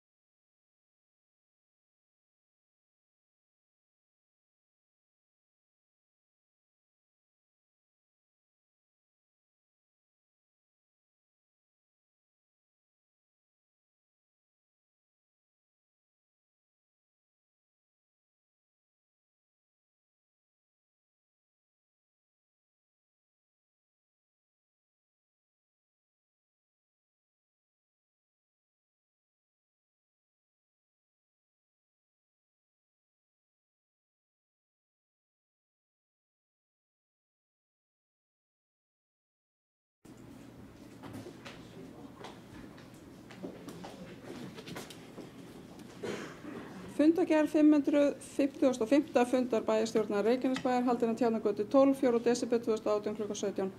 Viðstaddir eru Anna Sigríður Jóhannesdóttir, Díana Hilmarsdóttir, Friðjón Einarsson, Guðbrandur Einarsson, Guðný Birna Guðmundsdóttir, Gunnar Þórarinsson, Jóhann Friðrik Friðriksson, Margrét Þórarinsdóttir, Margrét Ólöfa Sandes, Ríkharður Ibsen, Styrmi Gauti Fjellsteð, Kjartan Már Kjartarsson, bæjarstjóri. Í forsæti var Jóhann Friðrik Friðriksson. Fyrsta mál, fundagerð bæjarráðs 22. og 29. nóvember 2018. Forseti gaf orði laust fundagerðirnar. Til máls tóku Guðný Birna Guðmundsdóttir, Anna Sigríður Jóhannesdóttir, Guðbrandur Einarsson, Friðjón Einarsson, Margrét Ólöfa Sandes, Jóhann Friðrik Friðriksson og Margrét Þórarinsdóttir. Fundagerðirnar samþykktar 11:0. Annað mál, fundagerð umhverfis- og skipulagsráðs 23. nóvember 2018. Forseti gaf orði laust fundagerðina. Þriðji liður fundagerðarinnar HS Orka framkvæmdaleyfi var samþykktur sérstaklega með 11 atkvæðum. Fimmti liður fundagerðarinnar Seljudalur 25 óskum stækkun og byggingareitt var samþykktur sérstaklega með 11 atkvæðum. Áttundi liður fundagerðarinnar Klettatröð 6, 8 og 10 breyting á deiluskipulagi vegna raksturs og gistiheimili. Til máls tók Margrét Ólöf A. Sandes, Friðjón Einarsson, Ríkharður Ibsen, Gunnar Þórarinsson og Guðbrandur Einarsson. Margrét Sandes lagði til að málinu yrði vísað aftur til umhverfis- og skipulagssviðs. Tillagan var felld með 6 atkvæðum gegn 5. Liðurinn var samþykktur sérstaklega með 6 atkvæðum gegn 5. Níundi liður fundagerðarinnar. Athafnasvæði vegna uppbyggingar Hlíðahverfis var samþykktur sérstaklega með 11 atkvæðum. Tíundi liður fundagerðarinnar Reynidalur 4, 6 og 8 fjölgun íbúða var samþykktur sérstaklega með 11 atkvæðum. 12. liður fundagerðarinnar Vallarás 4 lóðaumsókn er vísað aftur til umhverfis- og skipulagsráðs til nýrrar afgreiðslu. Til máls tók Margrét Ólöfa Sandes og lagði til að 11. lið yrði einnig vísað aftur til umhverfis- og skipulagsráðs. Til máls tók Friðjón Einarsson. Samþykkt sérstaklega með 11 atkvæðum að vísa bæði 11. og 12. lið til umhverfis- og skipulagsráðs.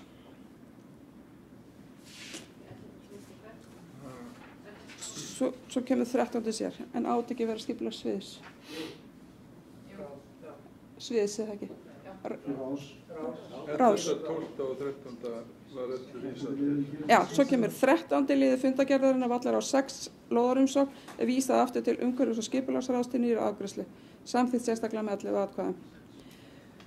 14. liður fundagerðarinnar Flugvellir 29 slökkvistöð var samþykktur sérstaklega með 11 atkvæðum. Fundagerðin samþykkt að öðru leyti 11:0. Þriðja mál. Fundagerð barnaverndarnefndar 19. nóvember 2018. Fundagerðin lögð fram án umræðu. Fjórða mál. Forseti gaf orði laust fundagerðina. Fjórða mál fundagerð stjórnar Reykjaneshafnar 20. nóvember 2018. Forseti gaf orði laust fundagerðina. Til máls tók Guðný Birna Guðmundsdóttir og Friðjón Einarsson. Fundagerðin samþykkt 11:0.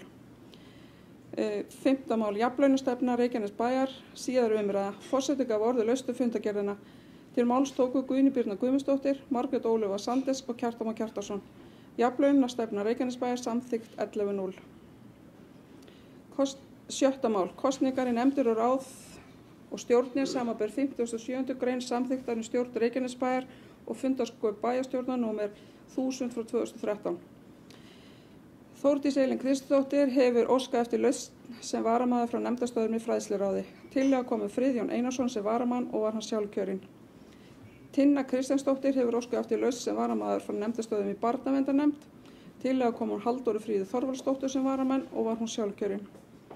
Annel Jón Kristjánsson hefur óskað eftir lausn sem varamaður frá nefndastörfum í barnaverndarnefnd. Tillaga kom Margréti Þórarinsdóttir sem varamenn og var hún sjálfkjörinn.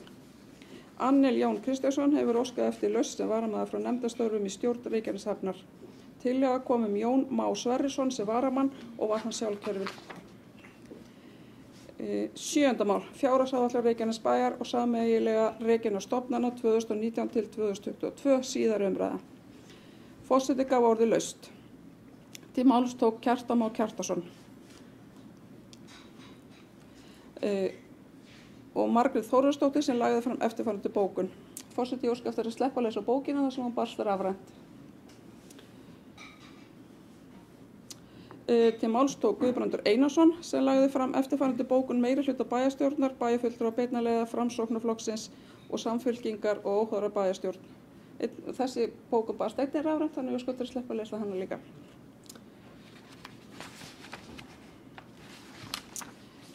Til máls tók Margrét Ólöfa Sanders og lagði fram eftirfarandi bókun bæjarfulltrúa Sjálfstæðisflokksins og Frjáls afls við afgreiðslu fjárhagsáætlunar 2019-2022. Þessi bókun kom einnig rafrænt. Virðulegi forseti, en ég skoður að fá að sleppa að lesa hana.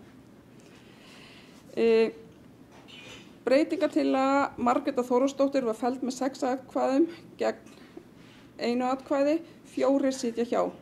Fjárhagsáætlun Reykjanesbæjar og sameiginlega Reykjanesstofnana er samþykkt 10-0, 1 situr hjá.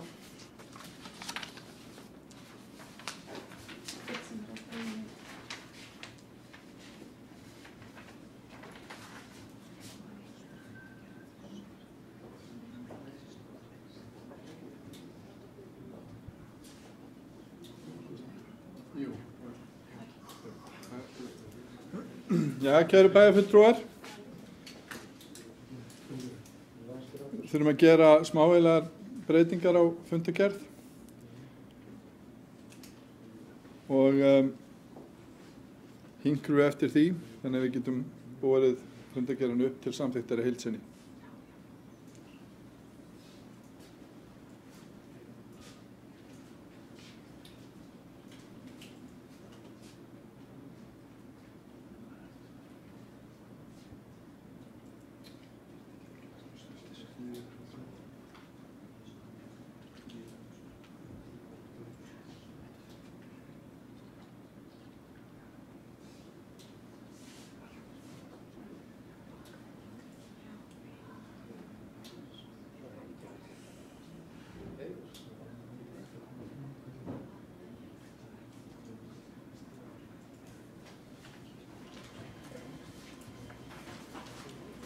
Já, þessi breyting hafði ekki efnisleg áhrif á fundargerðina, þannig að við mun ég nú bera fundargerð 555. fundar bæjarstjórnar upp til samþykktar.